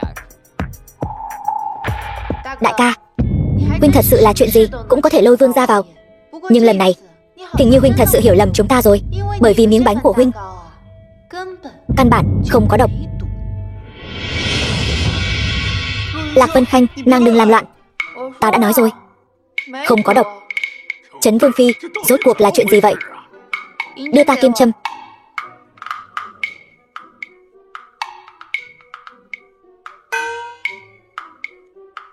Sao lại thế này? Trấn Vương phi, chuyện này là sao vậy? Phụ hoàng, trong lòng đỏ trứng này có chứa một loại chất gọi là lưu hóa vật, gặp châm bạc tự nhiên sẽ chuyển sang màu đen. Vân Khanh nghĩ đại ca quanh năm ở biên quan rất vất vả, hơn nữa lần này trở về cũng không thường xuyên ở lại, nên Vân Khanh đặc biệt muốn làm chút hương vị mới cho đại ca nếm thử. Không ngờ lại gây ra hiểu lầm lớn như vậy. Đúng là Vân Khanh tự ý làm bừa. Người xem, con bé này làm mọi người một phen hú vía. Thôi, không sao rồi. Khoan đã, cho dù ngươi không hãm hại hoàng tử, nhưng Như Sương đúng là ăn bánh của ngươi mà mất mạng. Đây là sự thật. Chẳng lẽ ngươi còn muốn thoát tội sao? Liễu thừa tướng, ngài là thật sự không biết sự thật, hay là cố ý cùng con gái ngài che giấu sự thật? Sự thật ta thấy chính là như vậy. Mọi người đều thấy rõ. Ngươi vì muốn thoát tội lại muốn cắn ngược lại ta. Là ngươi, nhất định là ngươi. Lạc Vân Khanh, thì ra ngươi mưu mô xảo quyệt, chính là muốn hại ta. Ta mưu mô xảo quyệt hại ngươi. Ngươi xứng sao? Còn nữa, rốt cuộc Như Sương là do ai hại? Ngươi có ý gì? Thanh Nhi, đưa người lên đây. Hoàng thượng, nô tỳ là nha hoàn ở trấn Vương phủ, làm việc trong phòng bếp, đáng lẽ phải hỗ trợ Vương phi làm bánh ngọt. Nhưng Vương phi thấy nô tỳ có vẻ không khỏe, nên đã cho nô tỳ về nghỉ ngơi. Nô tỳ không dám đi xa, nên đã ngủ gật ở bên ngoài phòng bếp. Không ngờ ngậm máu phun người. Ngươi là do Lạc Vân Khanh tìm đến. Ai biết được có phải đã nhận tiền để vu oan giá họa cho ta hay không? Lạc Vân Khanh, ngươi tưởng rằng chỉ cần tìm một người ra làm chứng là có thể đổi trắng thay đen sao? Ngươi coi những người ở đây đều là kẻ ngu ngốc sao? Đừng vội, chẳng phải vẫn còn một nhân chứng nữa sao? Thái y, chất độc vừa rồi đã kiểm tra ra chưa? Đã kiểm tra ra rồi, là thạch tín. Thạch tín này chỉ cần một chút thôi cũng đủ lấy mạng người. Kẻ hạ độc thật quá tàn nhẫn. Đây quả thật quá tàn nhẫn. Vương trưởng quầy, tiếp tục đi. Khởi bẩm hoàng thượng, tiểu nhân là trưởng quầy của Vinh Tế Dược Đường. 3 ngày trước, tỷ nữ của Liễu Trác Phi đã đến dược đường của chúng tôi mua thạch tín, nói là để diệt chuột. Nhưng thạch tín này độc tính rất mạnh, nên tiểu nhị của tiệm sợ xảy ra chuyện nên đã lén ghi chép lại.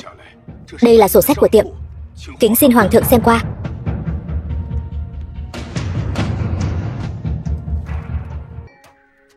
Liễu Trác Phi, ngươi làm chuyện tốt lắm. Sao vậy, không còn lời nào để chối cãi nữa sao? Vậy là ngươi đã sớm phát hiện ra rồi. Tất cả những chuyện này hôm nay đều là để dẫn ta vào trong. Đúng vậy, nếu muốn trách thì hãy trách. Ngươi lần này quá phận, ngươi muốn hại ta, vậy mà lại dám mưu hại đến cả mẫu hậu. Lạc Vân Khanh, tất cả đều là tại ngươi, tất cả đều là do ngươi hại. Nếu không phải tại ngươi, ta làm sao lại ra nông nỗi này? Chính là ngươi đã cướp đi tất cả những gì đáng lẽ thuộc về ta, thuộc về ngươi. Ngươi có được tất cả những thứ này bằng cách nào trong lòng ngươi không rõ sao? Vì muốn cướp mệnh cách của ta mà ngươi đã hãm hại ta như thế nào? Ngươi muốn ta kể từng chuyện một cho ngươi nghe sao? Ngươi đã biết hết rồi sao? Những gì ta biết còn nhiều hơn thế này nữa.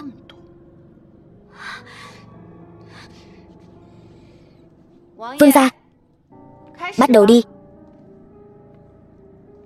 Phụ hoàng, nhi thần có việc muốn tâu. Việc này liên quan đến vụ án tiền giả năm xưa. Vào đi. Phụ hoàng, người này chính là chủ xưởng làm tiền giả năm xưa, cũng chính là tâm phúc của Liễu thừa tướng. Hoàng thượng, tất cả những chuyện này đều là do Liễu thừa tướng sai khiến thần làm. Thần chỉ được chia 2 phần lợi nhuận, xin hoàng thượng tha mạng. Thừa tướng, thần có mặt. Hoàng thượng, cái đó, hắn ta quả thật là mưu sĩ trong phủ thần, nhưng thần cũng không biết hắn ta mượn danh tiếng của thần ở bên ngoài làm loạn, ngụy tạo ngân lượng. Thần cũng là bị che mắt. Kính xin hoàng thượng minh giám. Liễu thừa tướng thật giỏi ngụy biện.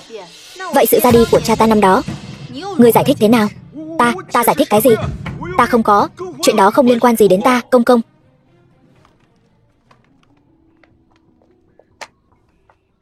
mang người vào. Phụ hoàng, người này chính là người năm đó đã vận chuyển ngân lượng đưa đến biên cương. Tiết Hạo. Không phải nói Tiết Hạo này bị địch bắt giữ đã lấy mạng rồi sao? Cái này người phải hỏi hắn ta rồi. Hoàng thượng, ngân lượng năm đó là ta tráo đổi, hay cho người Tiết Hạo nói đúng sự thật? Liễu thừa tướng từng hứa với tiểu nhân, chỉ cần ta bằng lòng đem ngân lượng thật đổi thành ngân lượng giả, hắn ta sẽ bảo đảm tiền đồ của ta vô lo. Sau đó Trấn Viễn tướng quân bởi vì ngân lượng giả mua không được lương thảo, toàn quân tử trận. Tiểu nhân trong lòng có lỗi, cho nên mới giả qua đời, muốn mai danh ẩn tích, sống hết quãng đời còn lại. Liễu thừa tướng, ngươi còn có lời gì để nói? Hắn nói hắn là Tiết Hạo, hắn chính là Tiết Hạo. Ai có thể chứng minh thân phận của hắn? Ta có thể chứng minh. Hoàng thượng, năm đó Tiết Hạo vận chuyển ngân lượng là thần tự mình dặn dò, thần sẽ không nhận nhầm. Phụ hoàng, nhân chứng vật chứng đều có, xin phụ hoàng vì cha ta mà minh oan. Phụ hoàng, tội của thừa tướng nhiều vô kể, xin phụ hoàng xử lý công minh, trả lại cho thiên hạ bá tánh một công đạo, trả lại cho Trấn Viễn tướng quân một công đạo. Vương gia, tình cảm của chàng dành cho ta đều là giả dối sao? Nàng tưởng bổn vương không biết mục đích nàng tiếp cận bổn vương. Nếu nàng đã chọn cùng cha nàng cấu kết làm bậy, vậy thì nàng không xứng có được tình cảm của bổn vương. Đây là chàng nói. Vậy thì đừng trách ta. Liễu Trác Phi, đừng làm loạn. Liễu Trác Phi, trẫm khuyên ngươi mau buông tay. Đừng quên, cha của ngươi còn trong tay trẫm. Nàng không sao chứ? Chàng quả nhiên vẫn chọn nàng ta. Hay cho ngươi Liễu thừa tướng lại dám ngụy tạo ngân lượng vì mưu cầu tư lợi. Ngươi trì hoãn quân tình, khiến triều ta tổn thất rất nhiều đại tướng. Ngươi tội đáng xử trảm. Còn về nữ nhi của ngươi, Liễu Yên Nhiên, mưu hại tính mạng người khác, vu oan người khác, tội đáng xử trảm. Truyền lại xuống, tịch biên gia sản nhà họ Liễu. 3 ngày sau, xử trảm ở Ngọ Môn.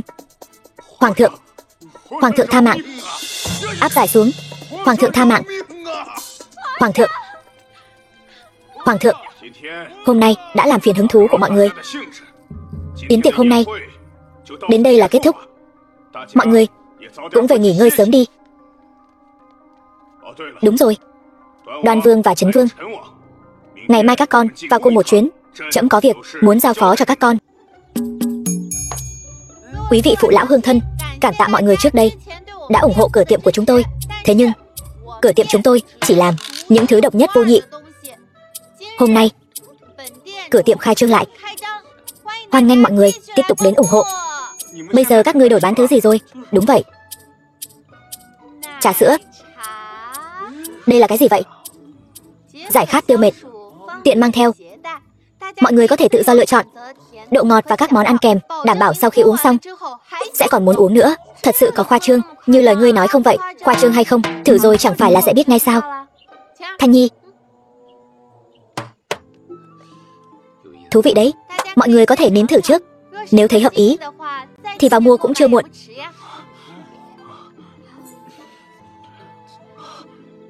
Sao rồi? Ngon, thật sự rất ngon. Cái này bán thế nào? Hôm nay là ngày khai trương cửa hàng của chúng tôi nên có chương trình khuyến mãi đặc biệt. 50 khách hàng đầu tiên sẽ được giảm giá nửa giá.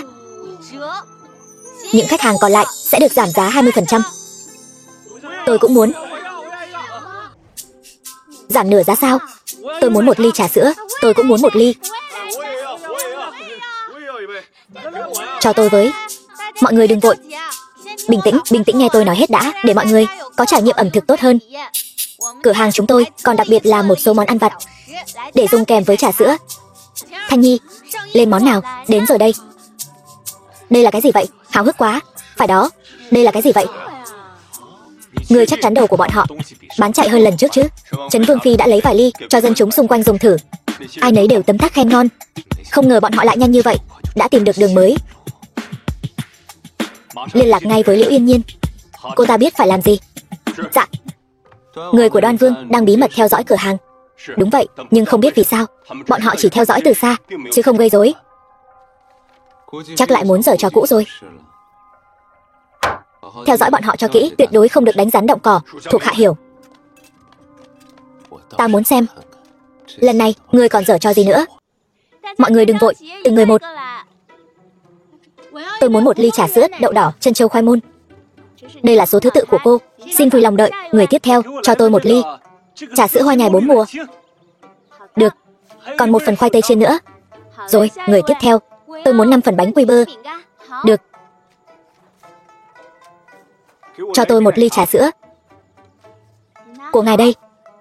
Người tiếp theo. Trà sữa của Ức Điểm Băng Thành thật sự rất ngon. Thật là tuyệt vời. Hơn nữa đồ ăn vặt của quán họ cũng rất ngon. Đặc biệt là bánh quy bơ đó. Dư vị khiến người ta nhớ mãi. Đúng vậy, khoai tây chiên cũng ngon. Thật sao? Vậy lần sau tôi phải thử mới được. Đã lâu không gặp, bá tánh mua xong đồ, vui mừng đến vậy. Nhờ nàng đó, nàng có công lớn nhất. The film was translated Chàng nói ta ngại quá. and narrated by M. Media. Tiệm sau này sẽ do nàng toàn quyền quản lý. Ta phải đi phòng huynh trưởng. Huynh ấy đã ngầm phái người giám sát chúng ta rồi. Yên tâm đi vương gia. Tiệm này ta nhất định trông coi cẩn thận cho chàng. Các cửa tiệm của hai nhà các ngươi kinh doanh rất tốt. Trẫm vẫn luôn theo dõi. Ngươi đuổi thì ta chạy, quả thực đã khơi dậy hứng thú giao dịch của bá tánh. Trẫm hy vọng huynh đệ các ngươi đồng lòng giữ gìn Giang Sơn của chúng ta. Hoàng thượng, số ngân lượng hai vị vương gia kiếm được đều đã kiểm kê xong. Lần kinh doanh cửa tiệm này rất tốt, nhưng Giang Nam Hoài huyện lại xuất hiện thiên tai. Lũ lụt vừa mới rút, đang rất cần lương thực cứu trợ. Ta tuyên bố để Trấn Vương đi cứu trợ thiên tai. Đoan Vương, ngươi hỗ trợ Trấn Vương áp tải lương thực cứu trợ. Nhi thần lĩnh chỉ.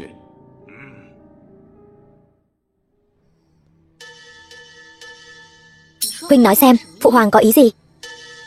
Rõ ràng biết huynh và Đoan Vương bất hòa, còn cố ý để hắn đi cùng huynh. Không được. Ta cũng muốn đi. Không được. Đường đến Hoài huyện xa xôi. Hơn nữa, lũ lụt vừa mới rút, đúng là lúc dịch bệnh hoành hành. Muội vẫn nên ở lại kinh thành, sẽ an toàn hơn. Vương gia, ta biết chàng lo lắng cho sự an nguy của ta, nhưng Đoan Vương hắn không dễ đối phó. Ta không yên tâm. Nhưng mà vương gia, ta đã quyết rồi. Chàng đừng khuyên ta nữa.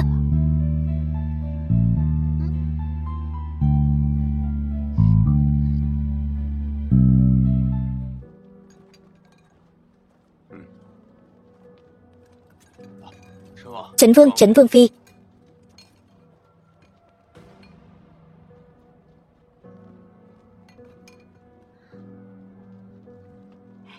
Cảm ơn Vương phi. Cảm ơn. Vương gia, Vương phi, xảy ra chuyện rồi.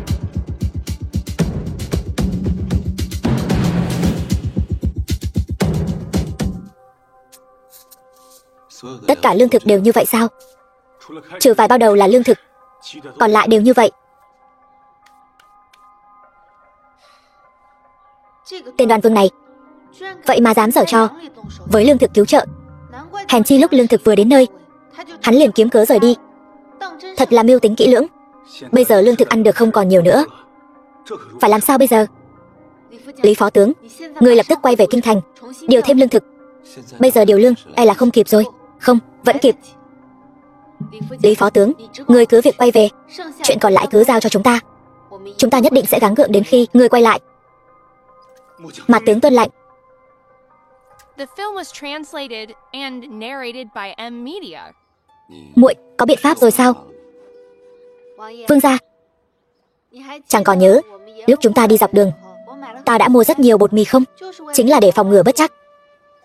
Nhưng từ Hoài huyện đến kinh thành ít nhất cũng phải 10 ngày. Chúng ta làm sao có thể gắng gượng đến lúc đó?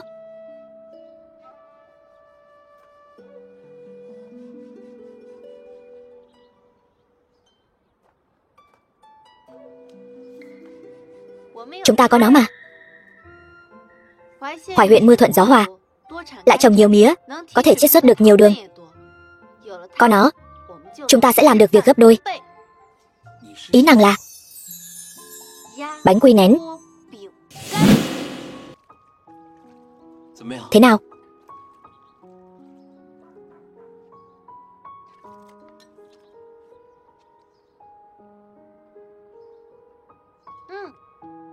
Rất thành công. Chúng ta chỉ cần đợi thêm 2 ngày nữa, bánh quy nén đã thành hình. Hay lắm. Bẩm vương gia, không ổn rồi, dân chúng trong thành lại náo loạn. Bây giờ đã sắp đến cổng dịch quán rồi. Cái gì? Giao lương thực ra.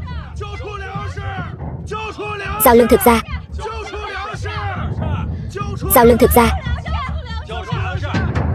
Lũ quan tham, giao lương thực ra, giao lương thực ra. Đừng tưởng dùng vũ lực đàn áp chúng tôi là có thể khiến chúng tôi im miệng. Đúng, một ngày các ngươi không giao lương thực, chúng tôi sẽ không đi. Giao lương thực ra. Đúng, không đi. Giao lương thực ra. Mọi người bình tĩnh lại. Giao lương thực ra. Ta biết 2 ngày nay lương thực cứu trợ đã xảy ra một số vấn đề. Chúng ta đang tìm cách khắc phục. Xin mọi người hãy cho ta thêm chút thời gian. Nhất định sẽ không để mọi người bị đói. Quan lại ăn nói hai lời. Ai biết các ngươi có tư túi tư lợi hay không? Hôm nay chúng tôi nhất định phải thấy lương thực. Nếu không thấy, chúng tôi sẽ phá hủy dịch quán. Phá hủy dịch quán. Tất cả lui xuống, phá hủy dịch quán. Ta hiểu tâm trạng của mọi người, nhưng những ngày qua chúng ta đã chia hết lương thực của mình cho mọi người rồi. Mong mọi người cho chúng ta thêm 2 ngày nữa. Ta lấy danh nghĩa Trấn Vương đảm bảo, chỉ cần đợi thêm 2 ngày, mọi vấn đề của mọi người đều sẽ được giải quyết. Phải đó, những ngày qua chúng ta ăn đều là lương thực của họ. Hay là chúng ta tin tưởng họ thêm lần nữa đi. Ta đồng ý. Tôi cũng đồng ý. Đi thôi. Thôi, chúng ta về thôi.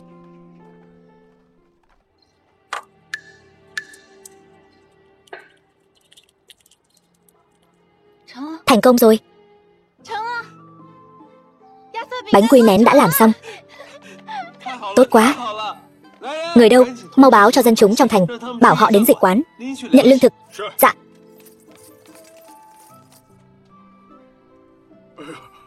Cảm ơn, lại đây, cầm lấy. Cảm ơn. Cầm cho kỹ nhé. Cảm ơn. Chỉ một miếng nhỏ này có thể ăn được 2 ngày sao? Nếu mọi người không tin, có thể nếm thử, rồi uống thêm chút nước thử xem. Thật kỳ diệu. Tôi chỉ ăn một miếng nhỏ, bỗng nhiên cảm thấy không còn đói nữa. Tôi cũng vậy. Cái này là để làm giảm cơn đói. Ăn nhiều sẽ bị khó tiêu. Mọi người nhất định phải chú ý. Còn nữa, gói thuốc trong tay mọi người là để phòng bệnh dịch. Mọi người về nhà nhất định phải uống thuốc. Nếu trong nhà không có chỗ sắc thuốc, có thể báo cho chúng tôi sẽ sắp xếp. Trấn Vương nhất ngôn cửu đỉnh, Trấn Vương Phi lại còn chăm sóc chúng tôi như vậy. Mọi người thật sự là ân nhân của Hoài huyện chúng tôi. Đúng vậy, đa tạ ân nhân. Mau đứng dậy. Đứng dậy đi. Lần này Thánh thượng phái tôi đến cứu trợ thiên tai chính là vì muốn tái thiết Hoài huyện. Không ngờ giữa đường lại xảy ra nhiều trắc trở như vậy. Lần này đáng lẽ tôi phải cảm tạ sự tín nhiệm của mọi người. Ta là Tiêu Thừa Cẩn. Ở đây xin tạ ơn mọi người. Tiêu Thừa Cẩn, quả nhiên ta không nhìn lầm ngươi. Bây giờ vấn đề đã được giải quyết, chỉ còn chờ lương thực cứu trợ. Còn 3 ngày nữa, Lý phó tướng sẽ đến huyện. Hy vọng đến lúc đó đừng xảy ra sai sót nào. Muội cho rằng Đoan Vương sẽ ra tay nữa sao? Đúng vậy. Phụ hoàng phái hắn áp tải lương thực cứu trợ, nhiệm vụ vẫn chưa hoàn thành. Hắn chắc chắn sẽ không quay về. Hơn nữa, số lương thực không có vấn đề kia nhất định vẫn còn trong tay hắn. Chúng ta phải nghĩ cách buộc hắn phải giao ra. Đây là chủ ý hay ho của ngươi sao? Ngươi cố tình muốn bổn vương xem tên Tiêu Thừa Cẩn kia làm thế nào để thu phục lòng dân sao? Vương gia đừng vội, đây chỉ là món khai vị thôi. Bánh quy nén này ăn lâu cũng sẽ ngán. Chỉ cần chúng ta giữa đường chặn Lý phó tướng lại, không cho lương thực cứu trợ vào thành, đến lúc đó vương gia lại đem số lương thực trong tay đưa đến Hoài huyện, thì lòng dân trong thành tự nhiên sẽ nghiêng về phía vương gia. Được, cứ làm theo lời ngươi nói. Không xong rồi vương gia, Lý phó tướng trên quan đạo đã xảy ra xung đột với Đoan Vương.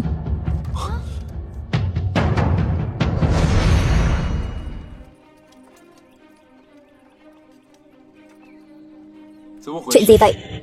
Vương gia, thuộc hạ vận chuyển lương thực cứu trợ đến đây thì bị Đoan Vương chặn lại kiểm tra. Lương thực vốn tốt đều biến thành cát hết. Đại ca, cùng một thủ đoạn chơi 2 lần, ngươi cũng quá mức rồi đấy. Đệ muội, ý muội là gì? Ý ta là gì? Còn cần ta nói nữa sao? Phụ hoàng bảo ngươi áp tải lương thực cứu trợ, ngươi lại vận chuyển 1 lô lương thực lẫn cát. Xảy ra chuyện thì người lại mất tích, bây giờ lại vừa đúng lúc xuất hiện ở đây. Chuyện cứu trợ thiên tai vốn dĩ là việc của các ngươi. Bổn vương chỉ là đưa lương thực đến sau, rồi ở quanh Hoài huyện quét sạch liêu khấu. Nói như vậy, chẳng phải là bổn vương đã bảo vệ các ngươi chu toàn sao? Lương thực là do các ngươi kiểm tra, sao lại xảy ra vấn đề, còn đổ lỗi lên đầu bổn vương nữa? Được. Vậy nếu là chuyện trước đây, không liên quan đến vương gia, hôm nay tại sao lại ngăn Lý phó tướng vào thành? Bản vương thấy có người lén lút đi đường, lo lắng Lưu Khấu sẽ lẻn vào thành quấy rối, nên đặc biệt đến xem. The film was translated Hơn nữa, and narrated by hiện giờ tình hình trong Hoài huyện hỗn loạn. Đồ đưa vào thành, bản vương đương nhiên phải kiểm tra kỹ lưỡng. Vương gia đã kiểm tra rồi, nhưng lương thực lại không thấy đâu. Sao? Chẳng lẽ lương thực là Lưu Khấu? Thấy vương gia tự chui xuống đất sao? Lạc Vân Khanh, ngươi. Đại ca, Lý phó tướng lần này vận chuyển lương là có thánh dụ của phụ hoàng. Theo thời gian, lương thực đáng lẽ hôm nay đã được đưa đến Hoài huyện. Nay lương thực cứu tế không cánh mà bay. Đại ca nên suy nghĩ kỹ, xem nên giải thích với phụ hoàng thế nào đi.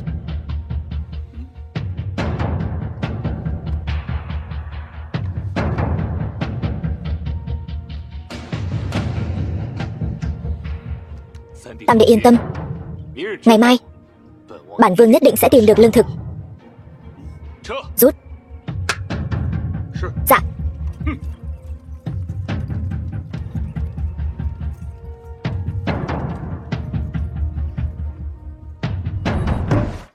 Đáng ghét, ta lại bị bọn chúng tính kế rồi. Vương gia, ngài thật sự muốn giao nộp lương thực cứu tế sao? Bản vương làm sao có thể không giao? Nếu không giao, bản vương chẳng phải thành kẻ chủ mưu cướp đoạt lương thực cứu tế sao? Làm sao có thể không giao? Vương gia, nếu đã không thể kháng chỉ một cách công khai, vậy tại sao chúng ta không âm thầm ra tay? Ngươi là nói lần này đường về xa xôi, xung quanh Hoài huyện Lưu Khấu hoành hành. Nếu vợ chồng Trấn Vương bị Lưu Khấu để mắt tới, vậy hậu quả nhẹ thì bị thương, nặng thì cả hai đều bỏ mạng.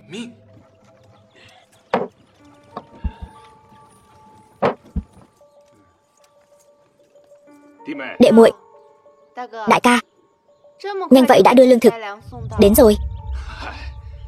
Thật xấu hổ, không biết là tên lính vụng về nào lại đem lương thực lẫn với bao cát chống nước, mới gây ra hiểu lầm. Thật xin lỗi. Không sao, tìm được là tốt rồi. Như vậy nhiệm vụ của chúng ta cũng coi như hoàn thành. Nếu nhiệm vụ đã hoàn thành, vậy ta sẽ về kinh thành trước, chuẩn bị rượu mừng công, chờ hai người trở về. Vậy thì đa tạ đại ca. Đệ muội đừng khách sáo. Chúng ta đi. Tam đệ, đệ muội, kiếp sau gặp lại.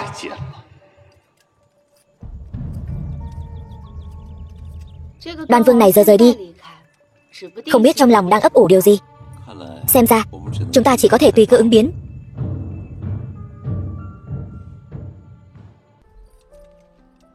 Các người đây là? Vương phi, nghe nói hai người sắp đi, chúng tôi đến tiễn. Đây là bánh bao ta tự hấp, Vương phi mang theo trên đường làm lương khô đi.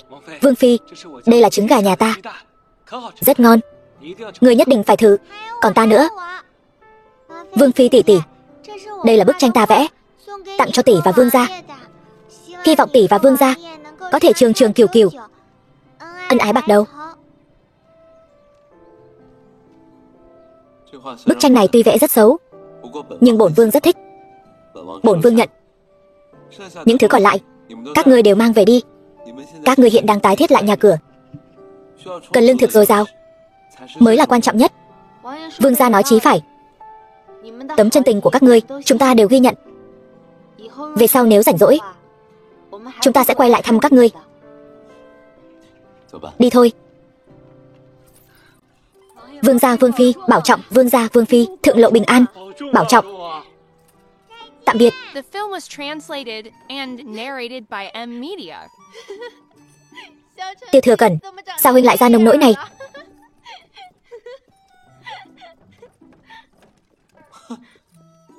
Muội nhìn lại mình xem, muội thì khá khẩm hơn chắc. Mau đưa ta. Không đưa. Đưa ta. Không đưa. Đưa đây. Ta không đưa.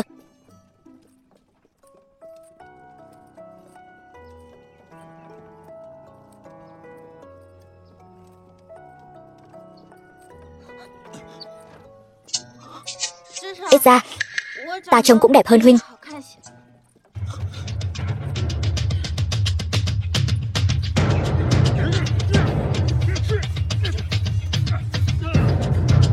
Các ngươi là ai? Kẻ lấy mạng ngươi. Vương gia.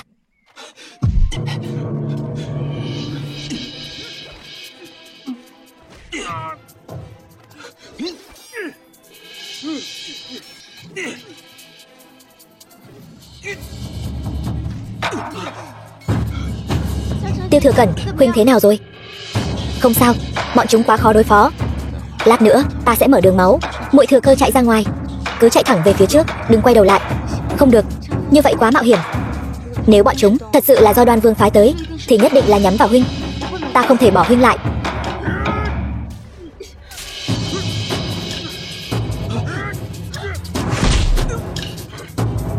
Tiêu Thừa Cẩn, huynh sao rồi? Tiêu Thừa Cẩn, đến lúc bỏ mạng rồi thì đừng lo cho người khác nữa, hãy lo cho chính mình đi.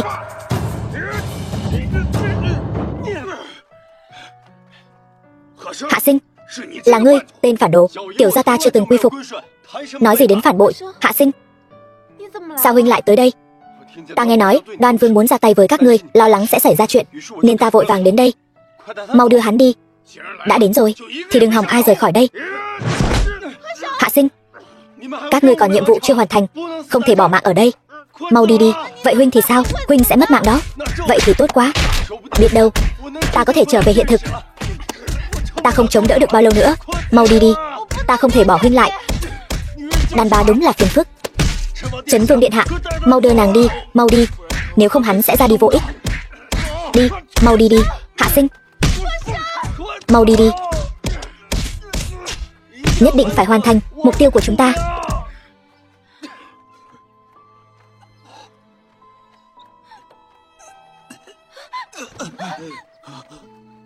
Tiêu Thừa Cẩn, huynh sao rồi? Tiêu Thừa Cẩn, huynh đừng làm ta sợ. Thân thể ta không ổn rồi, chỉ có thể bảo vệ muội đến đây thôi. Không, huynh phải sống. Lạc Vân Khanh, có một câu ta vẫn luôn muốn nói với muội. Huynh đừng nói nữa, huynh đừng nói, giữ sức đi. Đợi Lý Phó tướng đến, chúng ta sẽ được cứu.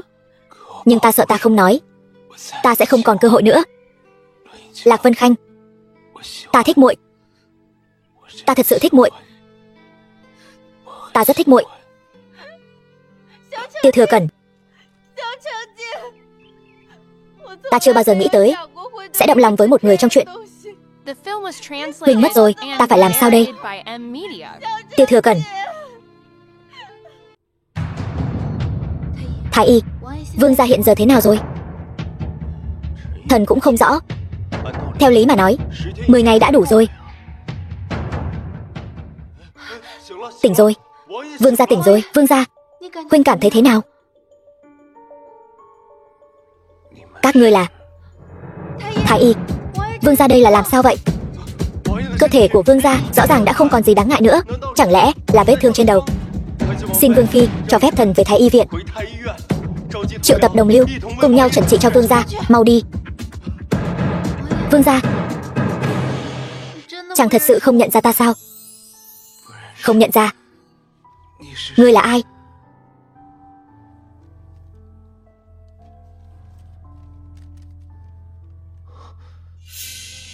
Ngươi, các ngươi lùi xuống trước đi. Dạ. Vương gia, chàng thật sự không sao chứ? Vừa rồi hơi choáng váng, giờ thì ổn rồi. Vậy thì tốt. Phụ hoàng ngã bệnh rồi, huynh không thể xảy ra chuyện gì nữa. Phụ hoàng làm sao vậy? Phụ hoàng biết huynh gặp chuyện liền tức giận ngã bệnh, nhưng giờ đã không còn gì đáng ngại. Vậy thì tốt. Đúng rồi, đại ca ta thế nào rồi? Đại ca huynh trong thời gian đó đã đến thăm huynh vài lần. Phụ hoàng còn tưởng hai người là huynh đệ tốt. Lần này hắn làm thật sự quá đáng. Ta thấy chúng ta phải nghĩ cách một lần đánh bại hắn để trừ hậu họa. Vương gia muốn làm thế nào? Cái gì? Trí lực của Trấn Vương hiện tại giống như trẻ nhỏ. Tâu hoàng thượng, đây là do thần và các đồng liêu ở Thái y viện thấy tận mắt. Vương gia hiện tại chỉ nhận ra Trấn Vương phi, những người khác đều không thể đến gần. Ngôn hành cử chỉ giống như trẻ nhỏ. Tuy thần đoán chừng nhất định là Vương gia va chạm vào đầu gây ra. Có cách nào chữa trị không? Thần đã xem nhiều sách cổ, hiện tại vẫn chưa tìm được phương pháp hữu hiệu. Trẫm không quản các ngươi dùng cách gì, nhất định phải chữa khỏi cho Trấn Vương. Thần tuân chỉ. Cái gì? Trấn Vương ngốc rồi. Người thuộc hạ phái đi tận mắt chứng kiến, Trấn Vương vừa thấy người liền trốn sau lưng Trấn Vương phi, ngay cả thái y cũng bó tay. Thật là trời giúp ta, nay triều thần đang hối thúc phụ hoàng lập chữ quân. Xem ra tam đệ của ta không có duyên với ngôi thái tử rồi. Vậy Yên Nhiên xin chúc mừng vương gia, lại gần mục tiêu thêm một bước. Đó cũng là nhờ kế của nàng. Giờ ta nóng lòng, muốn biết ngày mai các đại thần sẽ có phản ứng gì. Hoàng thượng, việc lập chữ quân vẫn chưa quyết. Hiện nay tình trạng của Trấn Vương không khả quan, xin hoàng thượng sớm ra quyết định. Đúng vậy, hoàng thượng, gần đây thiên tai liên tiếp xảy ra. Các nước biên cương cũng luôn âm thầm dòm ngó, cần sớm lập chữ quân để an dân, ổn định quân tâm. Hai vị nói sai rồi. Hoàng thượng đang ở thời kỳ thịnh trị, việc lập chữ quân hà tất gì phải vội vàng. Chúng thần đã dâng sớ xin lập chữ quân trước đây. Hoàng thượng khó quyết, chẳng qua là vì muốn chọn ra người thích hợp nhất giữa Trấn Vương và Đoan Vương. Nay Trấn Vương trí lực bị tổn hại, tuyệt nhiên không thể gánh vác trọng trách.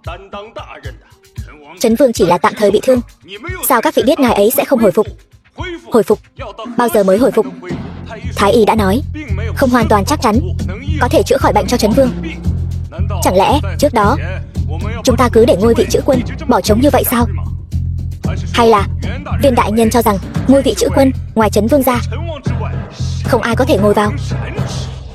Hoàng thượng, thần không có ý đó.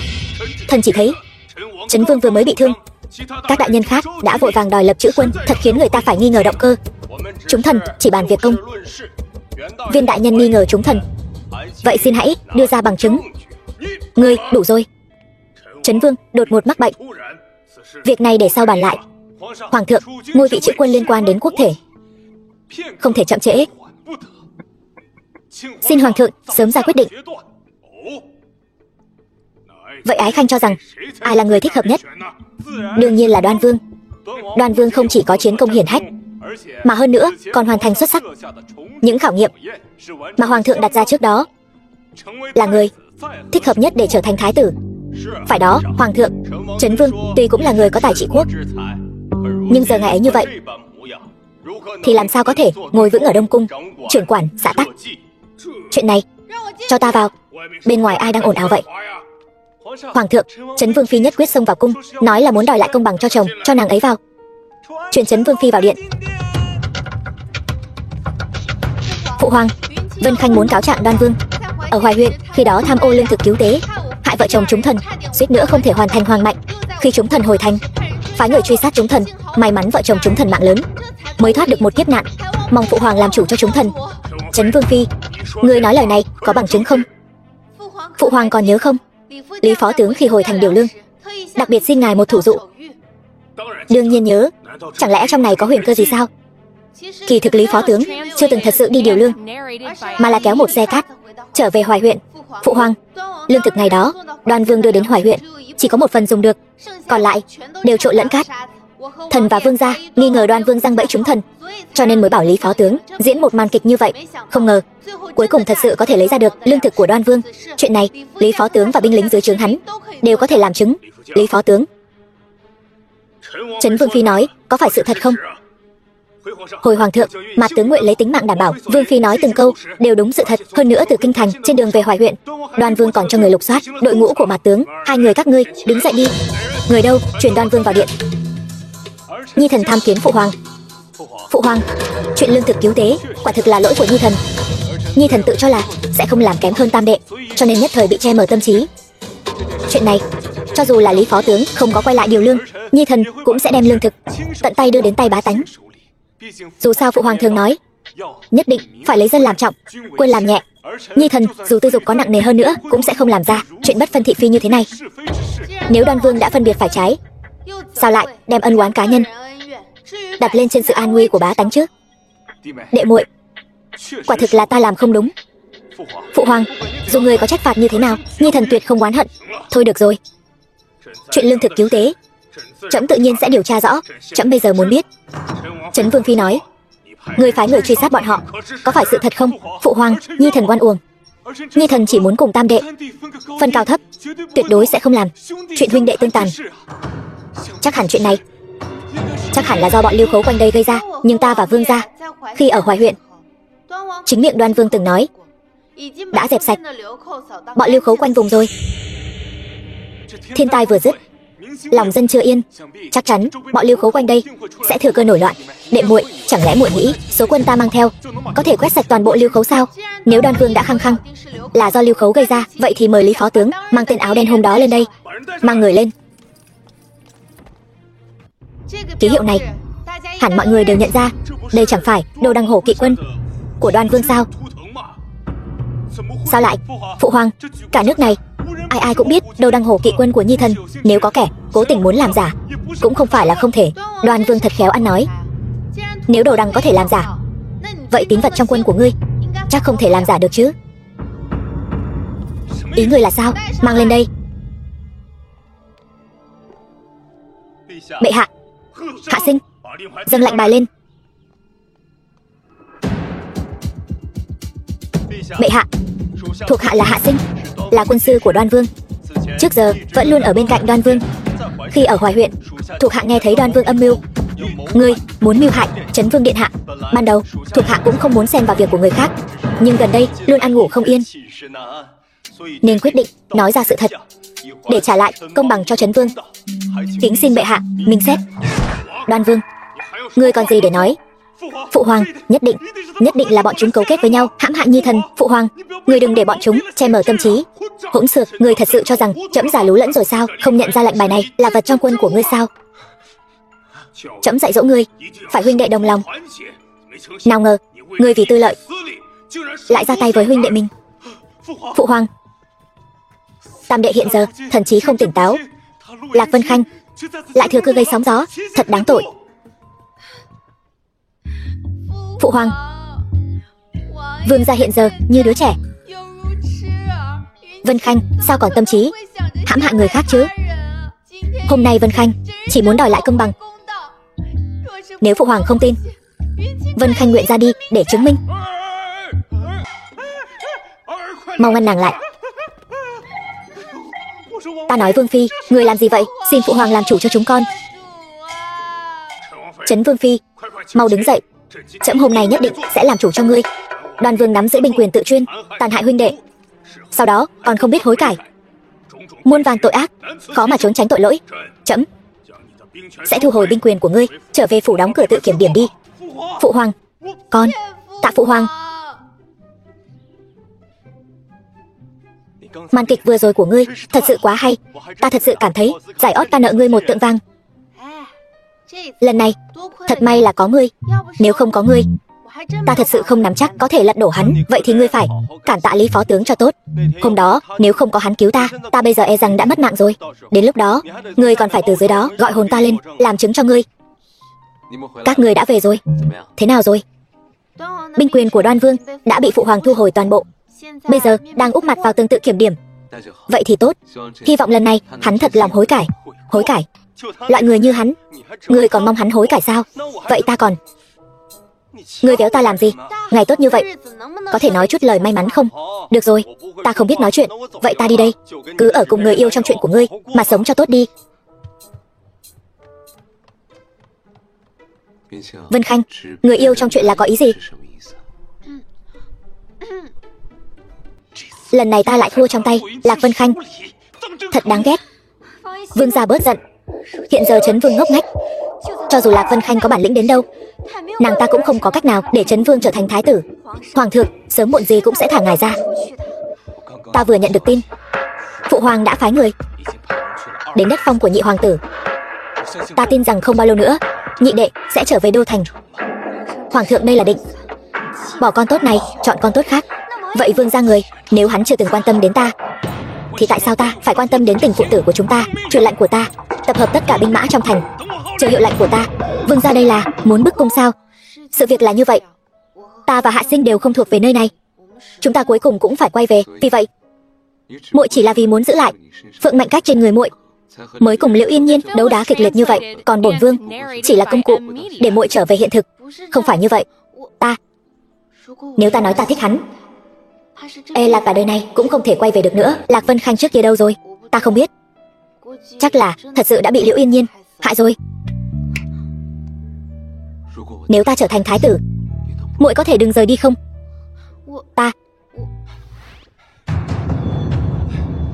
Đã là lúc nào rồi? Các người còn ở đây mà tình trạng ý thiếp sao? Có chuyện gì vậy? Cấp dưới của ta báo rằng Đoan Vương định bức vua thoái vị. Cái gì? Vương phi, hoàng thượng cho mời người vào cung một chuyến. Thánh chỉ của phụ hoàng vẫn luôn do Lưu Công Công truyền đạt. Hôm nay sao không thấy Lưu Công Công đâu? Hoàng thượng long thể bất an. Lưu Công Công đang hầu bệnh, vì vậy sai nô tài đến truyền. Bệnh thì cần tĩnh dưỡng nhất. Không biết giờ này phụ hoàng gấp gáp gọi vào cung là có chuyện gì? Chuyện này nô tài chỉ phụ trách truyền thánh chỉ, còn lại thì không rõ. Vương phi vẫn nên vào cung xem sao. Vương phi tỷ tỷ, ta cũng muốn đi. Vương gia ngoan nào. Phụ hoàng bệnh rồi, ta phải vào cung thăm người. Huynh cứ ở nhà ngoan ngoãn đợi ta về. Buổi tối ta nhất định sẽ mang bánh đường mà huynh thích nhất về cho huynh. Thật sao? Đương nhiên rồi, ta khi nào lừa huynh chứ? Thanh Nhi, chăm sóc vương gia cho tốt. Vâng, công công. Chúng ta đi thôi. Vương phi tỷ tỷ, vậy ta đợi tỷ về.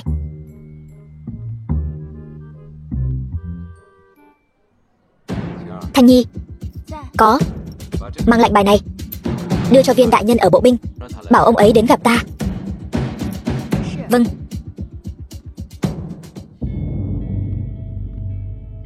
Không phải nói phụ hoàng muốn gặp ta sao? Người đâu?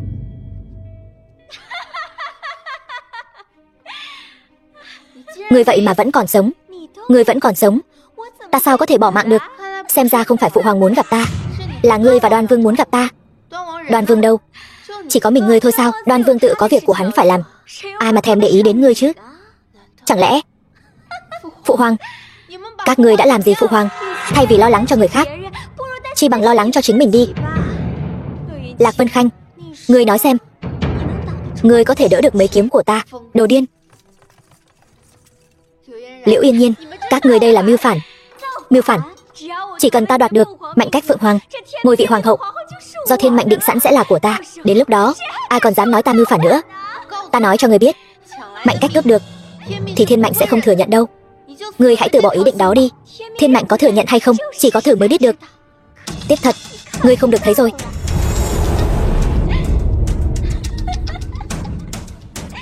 Sao lại thế này? Là ngươi giở trò, bây giờ mới phát hiện thì đã muộn rồi.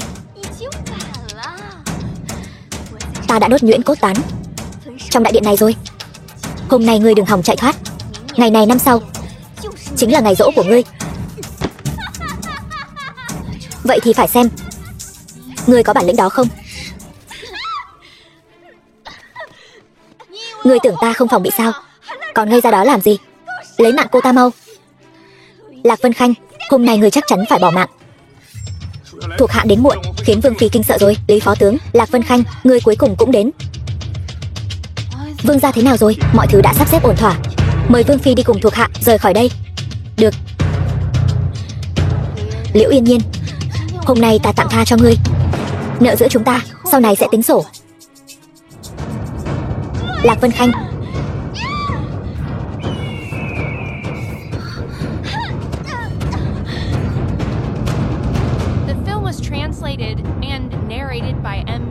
Phượng Hoàng này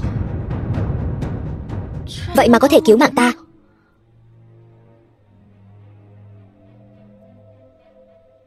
Gieo gió gặt bão. Đi thôi. Đi gặp vương gia.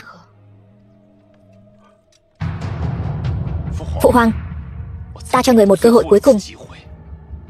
Ngọc tỷ ở đâu? Nghịch tử, chậm lúc trước không nên mềm lòng với ngươi. Mềm lòng? Người khi nào đã từng mềm lòng với ta? Người để Lạc Vân Khanh và Liễu Yên Nhiên đều gả cho tam đệ, chẳng phải là vì muốn dọn đường cho hắn lên ngôi sao? Còn giả vờ sắp xếp tỉ thí gì đó.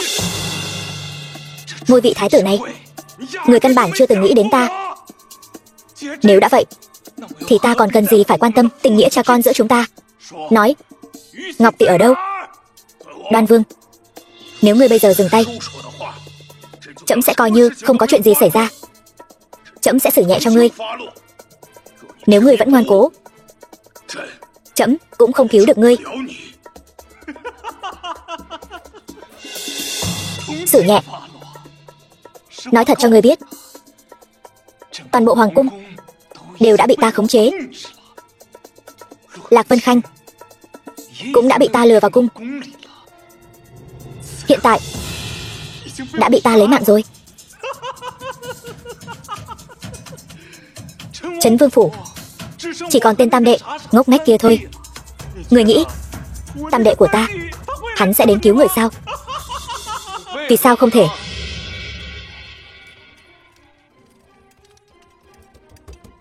Ngươi khỏe rồi sao?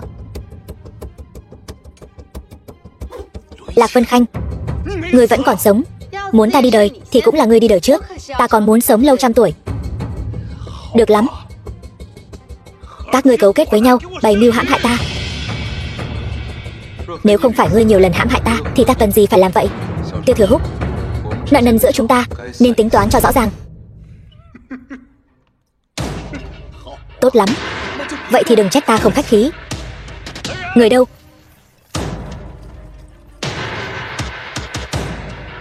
Bắt bọn chúng lại cho ta. Không nghe thấy lời bản vương sao? Bắt bọn chúng lại cho ta.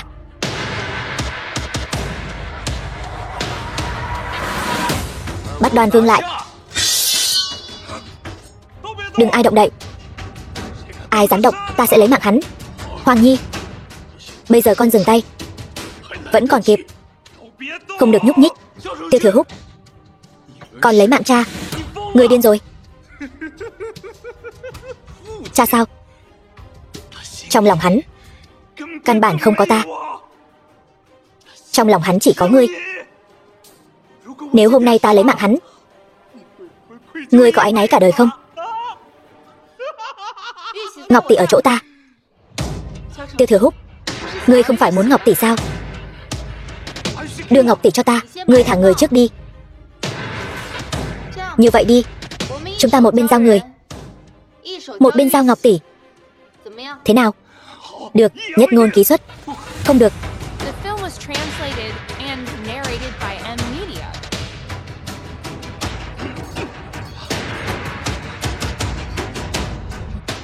Vương gia động thủ.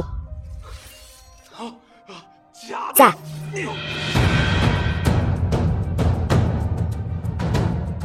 Hoàng Nhi,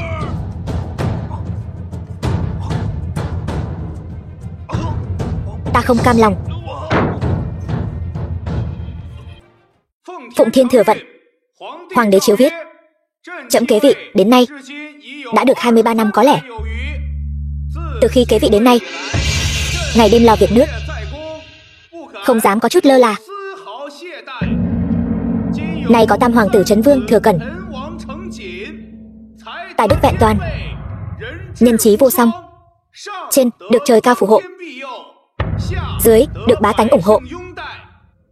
Trẫm nay truyền ngôi cho hắn, mong hắn luôn ghi nhớ, trọng trách mưu cầu hạnh phúc cho dân, trở thành minh quân yêu nước.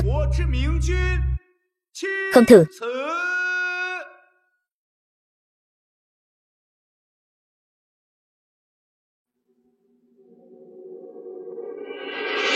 Ngô hoàng vạn tuế, vạn tuế, vạn vạn tuế.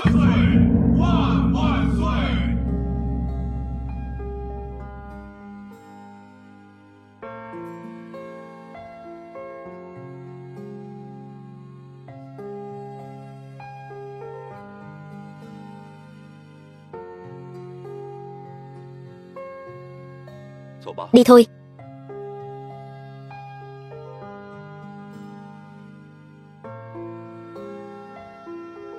Lạc Vân Khanh, lần này hẳn là vĩnh biệt rồi. Đi thôi.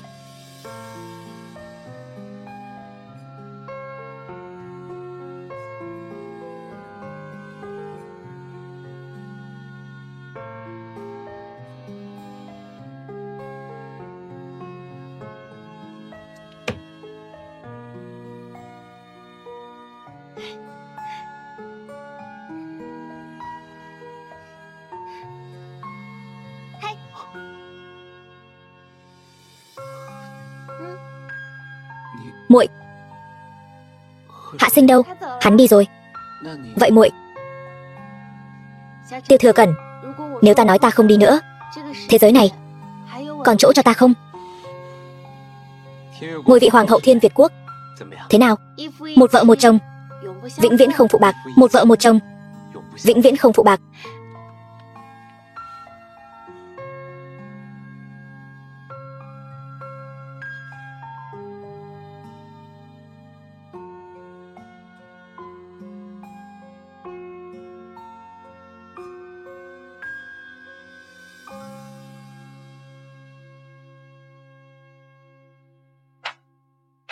Báo cáo vương gia, vương phi lại hách rồi.